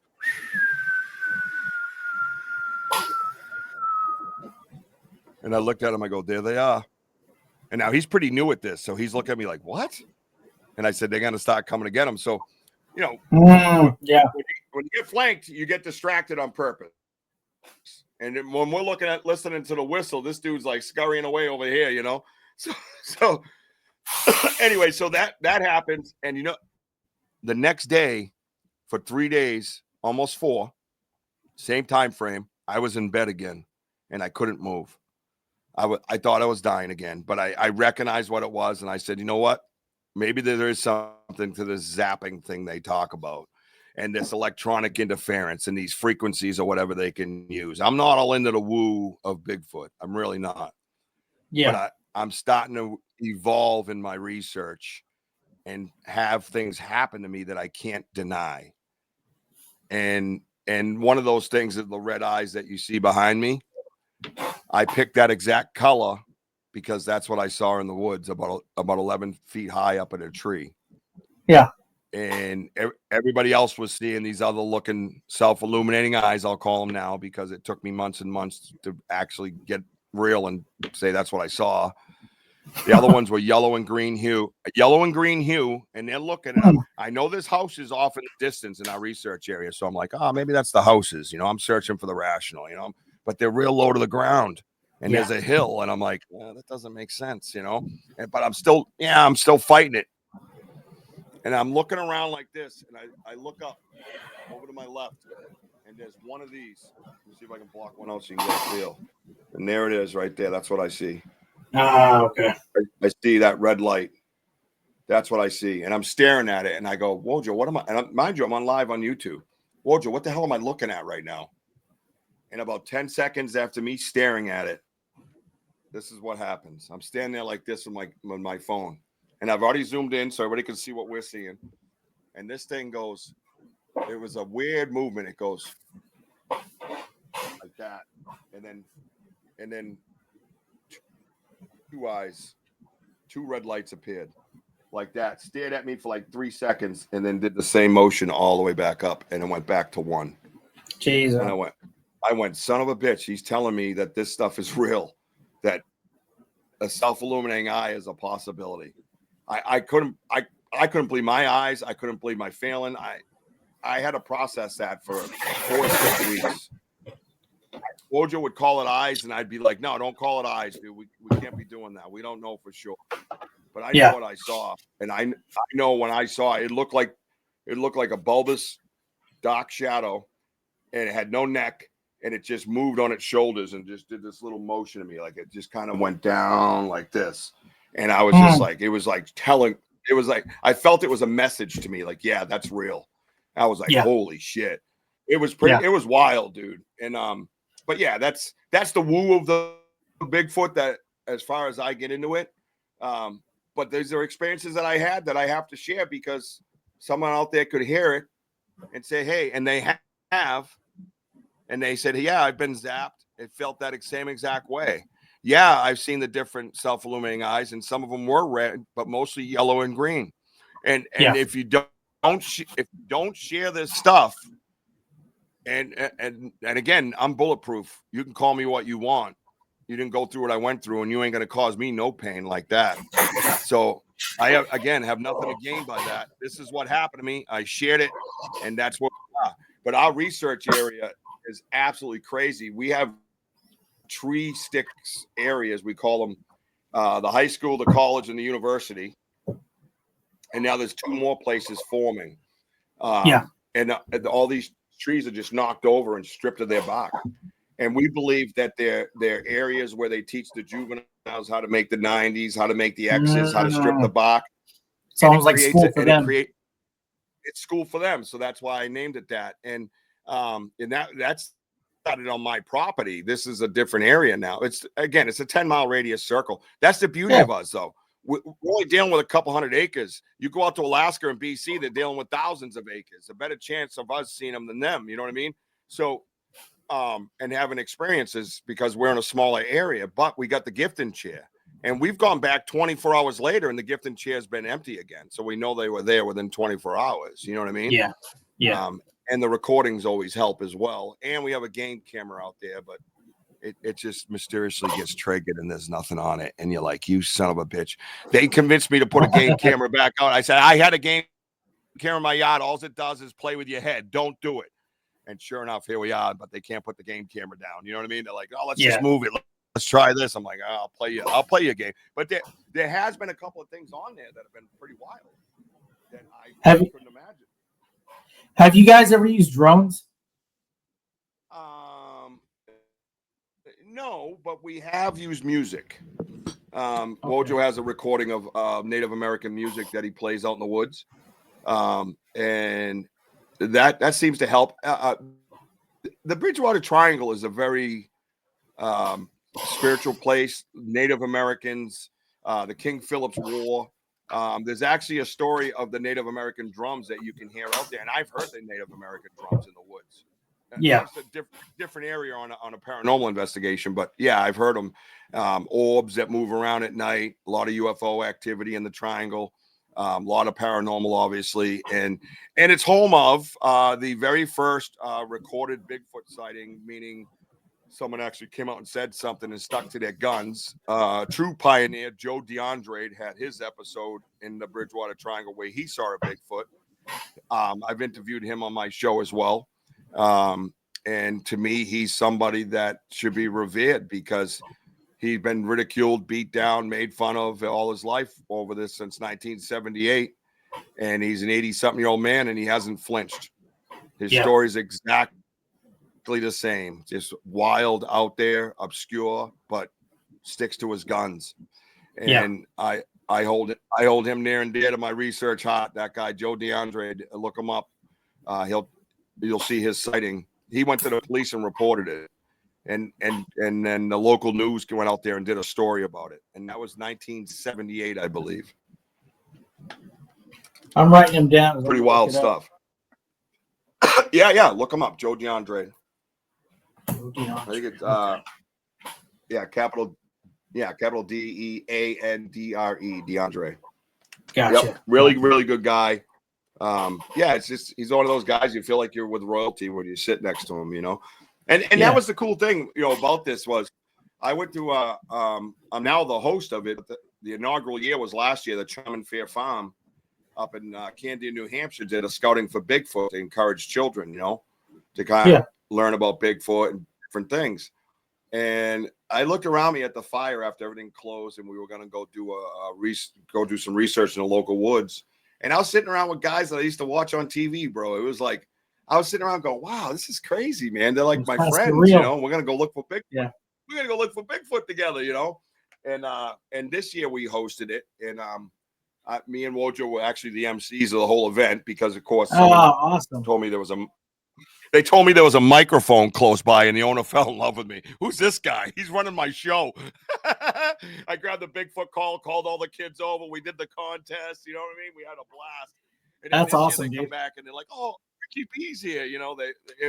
It's so much fun, And it's funny. Let me read one thing to you first, and I'll tell you why it's important that we're good. Yeah, why? I mean, you could put what you want in this stuff, anyways. That's the advantage you got. And this is I'll switch. There it is. So, this is after the event. This is a week after the event. He goes, "Hello, my name is so and so." Out of respect for him, and we met last year at the Bigfoot event at Chum and Fair Farm. You met my son this year. His name. My son has always thought Bigfoot was not real and refused the idea of them. He's about 9 years old. Going over and talking to you guys and showing us that 8-inch footprint, which is what I just shared with your audience, completely changed his idea of the possibility of Bigfoot. Talking to you guys and being at this event has made my son extremely excited for Bigfoot. Even asked for me to take him squatching and camping. And as a man and a father, as a man, a father, and someone who's had his own experiences, I want to thank you both for taking the time and showing us the evidence, as well as making him feel welcomed into the community. It was a special moment for him, and I appreciate it. And that's what it's about, right there. Like my reply to him was, "Wow, I have a lump in my throat. As a father of 7 and someone who kept his experience as a secret for 8 years, I appreciate you taking the time to send me this message. I'm truly humbled. Thank you. Please reach out with any guidance going forward and let Matt," I almost said his name, "know he is not only part of this community, he's part of the Banter Richie B family." There you go, man. And that's why we don't gatekeep. That's why we don't shit on each other. That's why we research friendly and respectfully. And if you got to go on shows and troll people, and if you got to post pictures of people on there and say this guy's this or this guy's that, just you're a loser, and we don't want you in this community. There's a change coming, there's a movement coming. I started a group called Boots on the Ground Bigfoot Investigations, and we just want to put New England on the map, and we want to put our walls up in a sense as far as that type of person, that type of troll, that type of so-called researcher, that you're not welcome no more. And you're the minority now, because we're doing this a different way. We're not going to find out anything if you think that you're going to keep this in your brain until the $1 billion flies out of the sky, pays you, and then you can tell everybody how wonderful and awesome you are because you found it.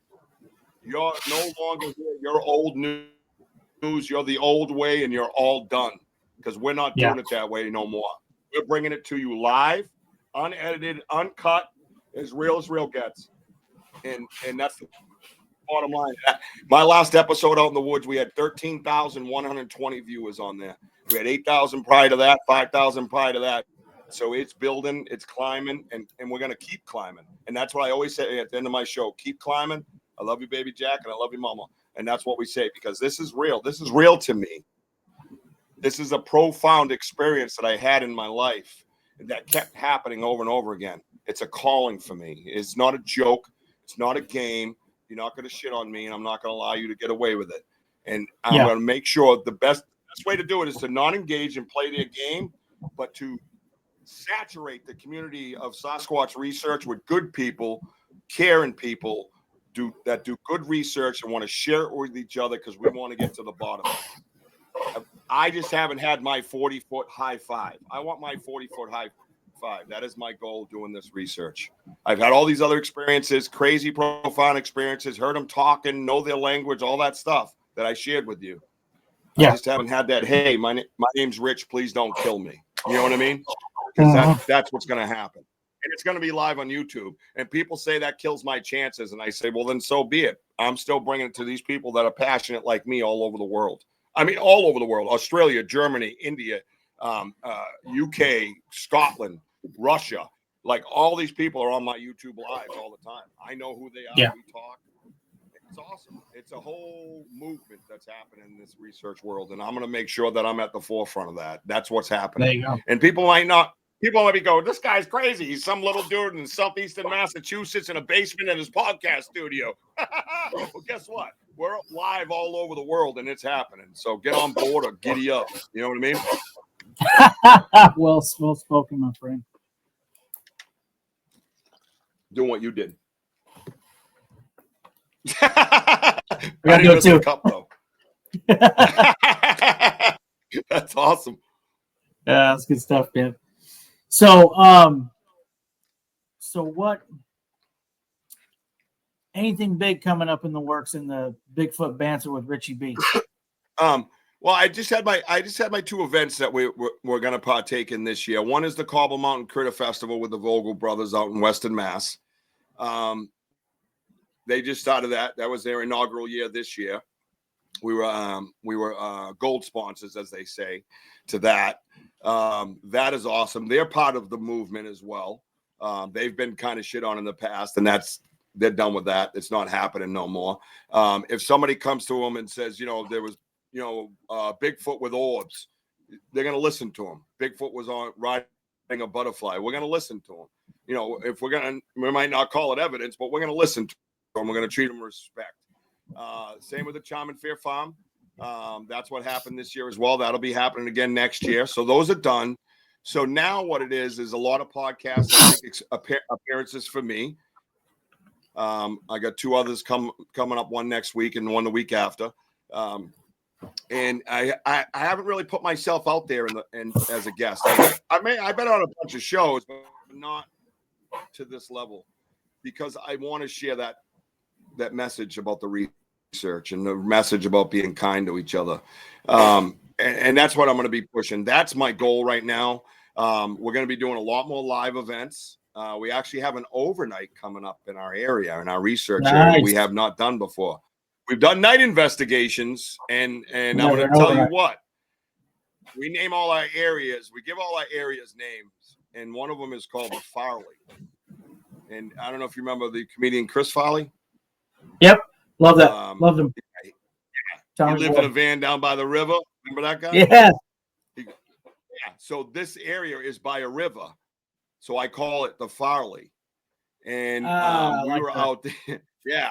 So we call it the Farley. So that way we all know what we're talking about. My audience knows where we are. Things like that will help them kind of get an idea where we're at. So we walked out there one night in a night investigation. And I'm telling you, dude, I jumped out of my skin. It's up on a hill. The river's down here. And 4 huge, what it sounded like was boulders went into the water. Like they were bombing us, dude. And I'm jumping back. Whoa, easy. But so we're gonna camp out there, at the Farley, and then in some other areas that we've picked out in there, we're gonna drop tents.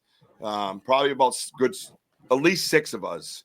I figured if we don't want to, we give off. All right, so real quick. So we're very close with an elder from the Blackfoot tribe called Elder Medicine Bear Claw.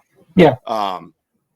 She's an amazing lady, and she gives us, like, she sent me my medicine bag and stuff like that. But she talks about spreading tobacco and making one with the earth and letting them know that you're respectful. And I've already done that. I just haven't done it on the Native American level, which I love and respect so much.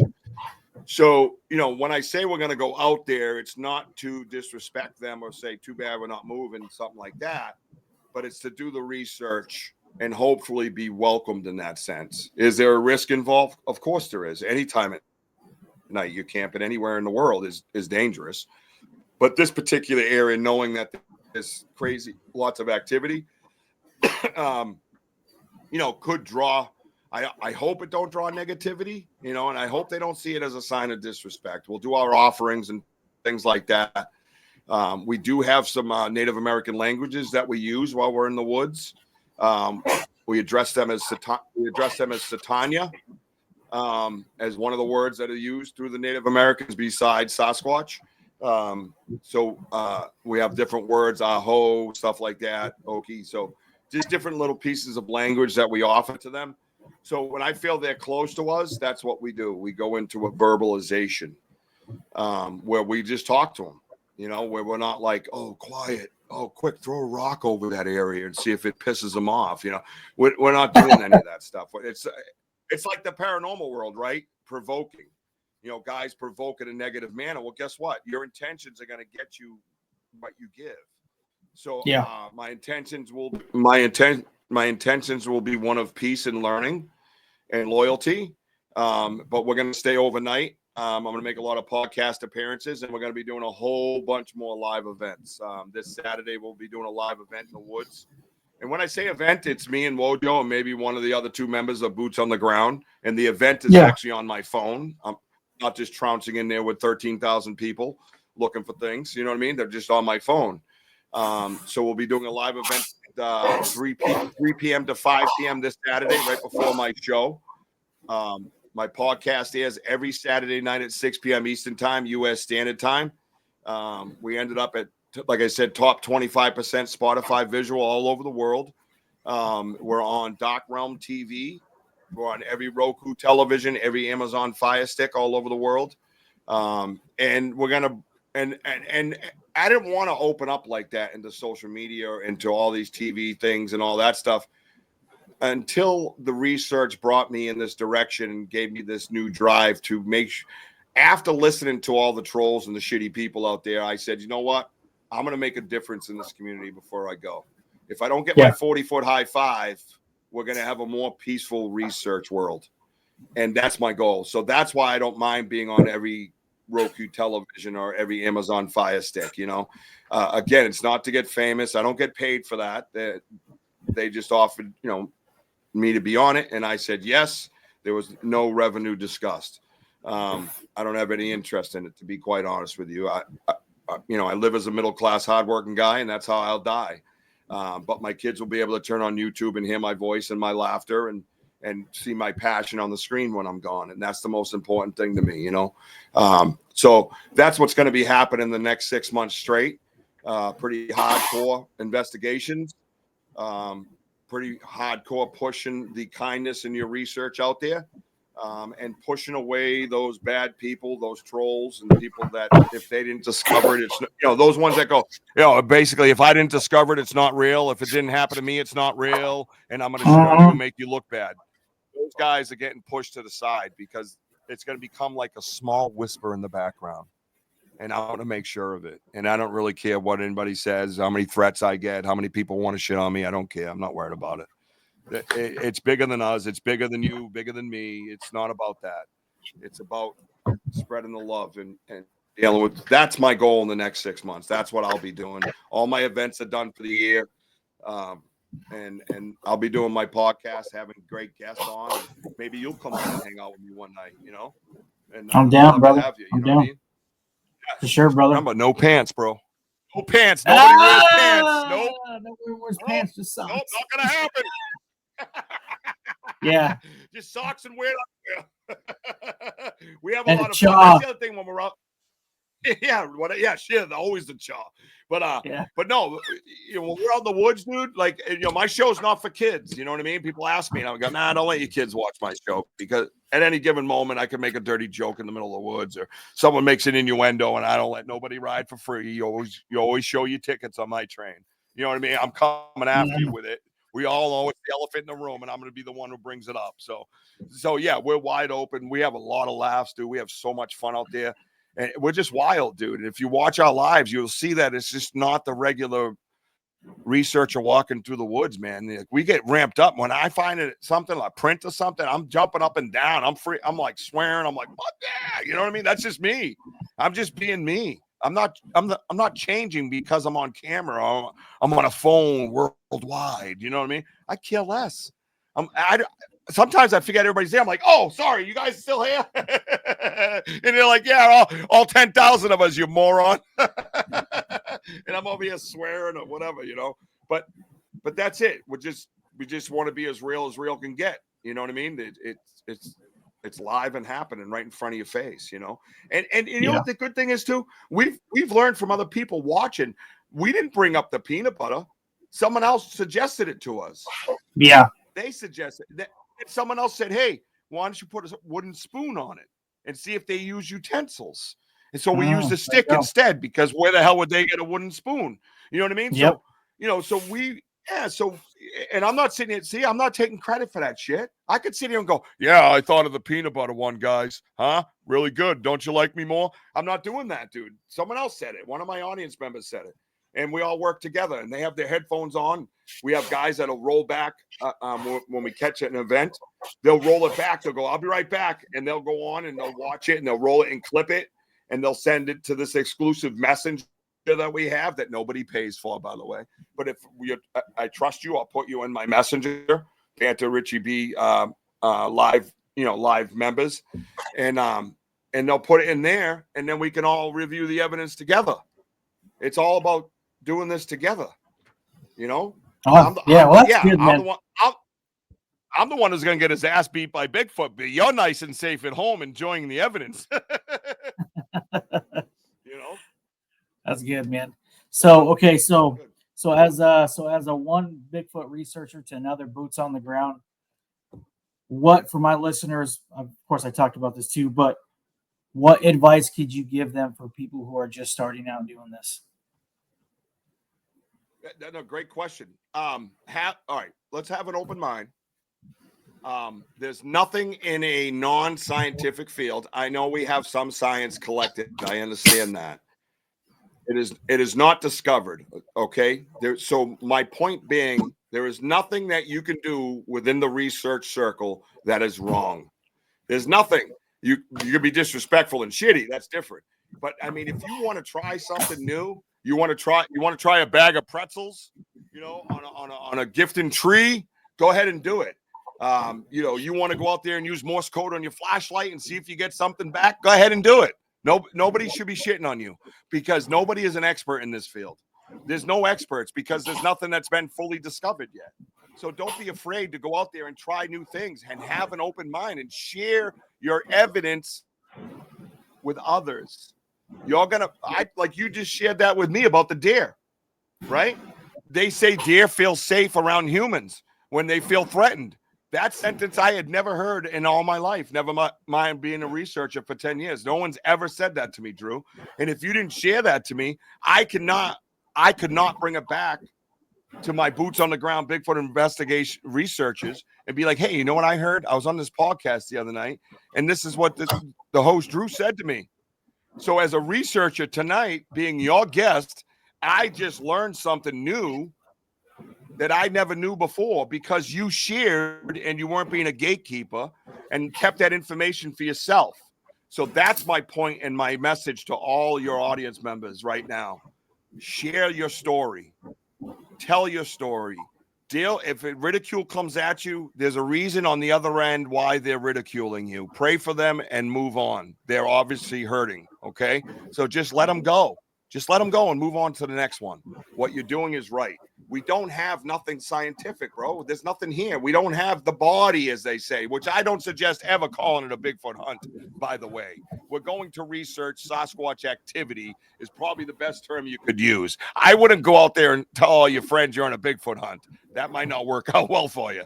So, but yeah, your researching is a quest for facts. That's all you're doing. You're on a quest for facts. You're not being factual. You're on a quest for facts. There are no facts. You're on a quest for them. That's it. That's all I can say. I presented that stuff to you tonight, and did I see Bigfoot step on that ice? No, I did not, and I would never suggest that I did. But there's something walking around barefoot in 0-degree weather with a line on its foot, just like mine, barefoot, okay? So you do the math, and you go by percentages, right? So you take your percentages and you try to add to them, right? If I find this, okay, that gets me to 70%. Oh, wait, that's not it. 65%, and be honest with yourself. What are you going to get if you yell Bigfoot at everything? Nothing. Yeah. You think everything's Bigfoot. Two butterflies humping in the air. You're going to, Bigfoot. It's Bigfoot. It's just butterflies. It's just butterflies humping, bro. That's all it is. That's why we're not live. You know what I mean? Like, I would say that on my show, by the way. No, you good. What's funny though is that in my show and recordings, I don't edit out anything. I just let it go. Yeah. So we're good, buddy. We're good. Sorry. We're good. No, I love it, dude. No, I love it, man. Let it be free. Let it fly. This is who I am. And it tells you a lot about the researcher when you do it that way, right? Right? I'm live. Mm-hmm. I'm live. I'm raw, and I'm unedited. This is who I am. And you could see it and get to know the guy and go, oh, he's not a bullshitter. Like I've said to my friends, my friends will be like, dude, there's no Bigfoot. Were you an idiot? And I looked at him. There's one particular friend. I looked at him. I go, why? Have you known me to be a liar? Oh, no, dude. You're the most straightforward guy I've ever met. Like if you got a booger in your nose and we're out at the club, I'm the guy that's going to walk up to you and say, dude, stop hitting on that girl. You got a booger in your nose. You know what I'm saying? Like, I'm going to be that guy. Yeah. I'm the one, dude. I'm as real gets, And that's what I said to him. He goes, no. I said, well, then give me a chance. I said, let's do an episode called Sasquatching with a Skeptic. And let's go out in the woods and you see what you see. You ask Wojo. I didn't point to things and try to convince him. I walked him out in the woods. He saw it for himself. It's way more authentic that way and validating for me if we do it that way. You know what I mean? 100%, dude. Yep.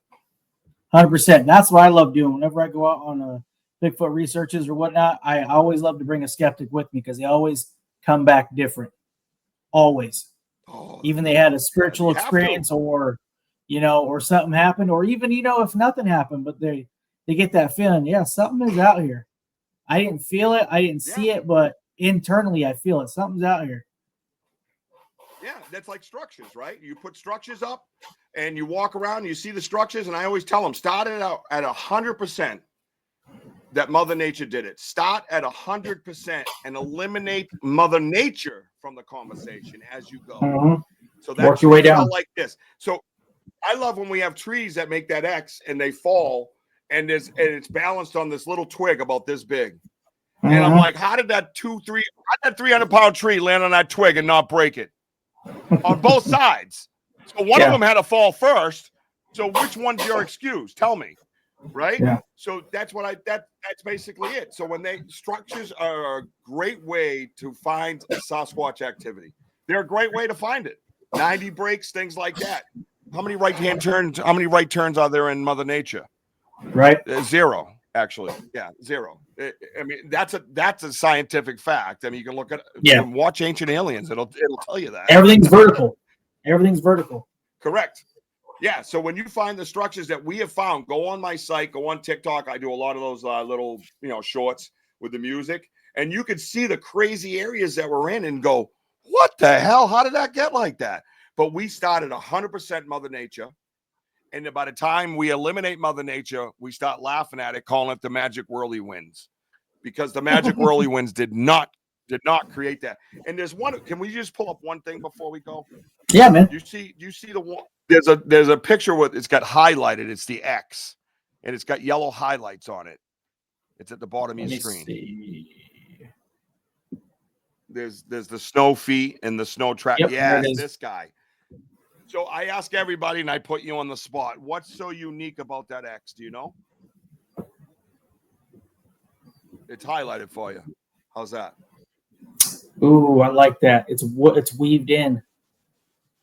It's an interlocking X. It's weaved in, yeah. You know weaved in, interlocking, exactly the same thing. It's like when you go and you're moving and you have to close the cover to that box, right? Remember how you do that weird little flap lock so you don't drop anything out of the box? That's what that is. There's one on the outside of the tree that it's locked into, and the other one goes behind the tree. Same with the other stick. It's on the front of the tree, and the other one's on the back of the tree. It's interlocked. And you can watch, I have videos of this where I'm shaking this X. I've only found 2 of them in 10 years. But the interlocking X is impossible for Mother Nature to do. It's not happening. I don't care what anybody says. Give me a percentage. Yeah, give me a percentage of that. You can't even go 1% and convince me. There's no way. It's an interlocking X. So I thought that was a pretty cool thing that I love to show. And like I said, I have found 2 of those in 10 years. And I'm telling you, there's another one called the Dream Catcher on my site that'll absolutely blow your mind. That was in my backyard, and I stood there frozen for a good 20 minutes going, what the is that? Yeah. I researched it, and I found a book called Sasquatch Guide to oh, shit, where is it? I have it right here. It's by Christopher Noel out of Vermont, and it's a guide, field guide to Sasquatch structures. That's what it is. Thank you. Field guides. Well, I got the cover up. Oh, you do? The cover of it looks like the dream catcher that was in my backyard. Yes. Oh, that's nuts. Okay. Those arches, all the sticks sticking out. It looks like a wagon wheel or whatever people say. Yes. It's like dude. This thing was 12 feet to the middle. I measured it all. I did all the scientific stuff he's supposed to do and the research and stuff. It's like about a 40-foot elm, and it's pulled down like an arch, hid underneath other logs, and all these sticks are stuck up in between it. And it's on the cover of that book. It's nuts. Crazy, okay. I get it now. I have pictures of it. Yeah, check it out. It's on my YouTube as well. It's absolutely nuts. And I put everything up there, dude. I put everything up there. And every once in a while, I'll ask the question, like you brought up tonight, is that a scream or a whistle? And it's funny. What the thing I learned from doing that is we all hear different things no matter what. Some people, it's like 50-50. That's a scream. That's a whistle. That's a scream. That's a whistle. It's like 50-50. It's crazy. And the reason why I did it was because Wojo heard a whistle and I heard a scream. So I put it up there, and it's almost exactly that, 50-50. Isn't that crazy? That's nuts, dude. So, yeah, but constantly learning something as researchers, right? Yep, like constantly. Always. Why not? Yeah, so, and that was just yesterday when we were out. Hey, either way, that sound coming through the woods will absolutely unnerve you quickly. Yeah, well, I was like, I'm glad it was a little distance away because it gets pretty wild out there, bro. And that place always has something going on. It's nuts. that's crazy, man. Well, Love it. Richie, other than that, brother, we're growing out of time here, but dude, I appreciate you, man. A wealth of knowledge, good stuff, good outlook, bro. Yeah, I really hope that your freaking thing just takes off, man, which it is, and good stuff. I actually just looked you up on TikTok, so now I'm following you. Yeah. Good, man. Glad to have you. That's awesome, man. Chime in with something, for sure, man. Yeah, appreciate you sure. too. Thank you so much for having me. I want to say thank you, baby Jack. Thank you, Mama, and keep climbing to everybody. Yeah, for sure, man. And yeah, before you go, why don't you tell everybody where they can find you at, all your platforms, and where they can get a hold of you. Sure. One more time, right? TikTok, Instagram, Facebook, and YouTube, all Banter with Richie B. YouTube is Bigfoot with Banter with Richie B, by the way. You can find us there, and our show, our podcast airs every Saturday night, 6 p.m. Eastern Time, U.S. Standard Time, on YouTube and Facebook. You'll see those events go up. And I always ask everybody, hit interested or going, even if you're not. Just do it. It works for the algorithm because we got to beat down those big social media guys. You know what I'm saying? So, and it gets more people to it and it shows them where we're at. So, yeah, the podcast is a great time. Tomorrow night on the podcast, it is a celebration of actually my birthday, which I don't usually do. Happy birthday, man. It was yesterday, and I told everybody, I said, you know what, let's just do a birthday show and hang out because we just got done with our events. And next week's 4th of July. There's not going to be a lot going on. We're shut down then. But let's just have a birthday party. We'll go over some new evidence that we found. You'll see that video that is on TikTok that you saw. And one other video I'm going to share with everybody tomorrow night as an exclusive for everybody that's on the podcast. Come over and check us out and just hang out with us, man. Just be nice. Just don't shit on nobody. Have a good time. I do have moderators. If you're a jerk, you'll just get ejected. That's fine. I'd rather you not. I'd rather you just enjoy yourself, all right? And no pants, all right? That's the bottom line. Enjoy yourself. And you always enjoy yourself when you don't have pants on. Let's be honest. Yeah, that's right. That's right, man. Good time. Yeah. Thank you so much for having me, brother. And I'd love to have you on our show too, and keep in touch, man. I know we're all busy, but yeah, for sure. Keep in touch. If you ever get up to Northeast, man, look me up. I'll take you out, bro. We'll go for a roll. I'm telling you. 100%, man. I'm down, brother. All right, Richie, I appreciate. Yeah, all right, Richie, I appreciate you, brother. All right, guys, for everybody who's listening, if you guys need to go a hold of Richie, I'll have everything in the show notes. And yeah, go subscribe to his channel. Go support. Go check him out on TikTok. All the platforms, guys. Hit him up. Good looking out. Let's do this. All right, Richie, I appreciate you, man. Don't go anywhere yet. Real quick, I'll end it and we'll chat a little more, and then I'll let you go. So, other than that, guys, cool. All right. I appreciate you guys for listening to the show. I hope you guys have a blessed week. Be safe. If you guys need to get a hold of me, hit me up for my cryptidwarfare@gmail.com or Instagram or TikTok or Facebook. Hit me up. Hit up Richie. Hope you guys have a good night. Be safe. Let's go.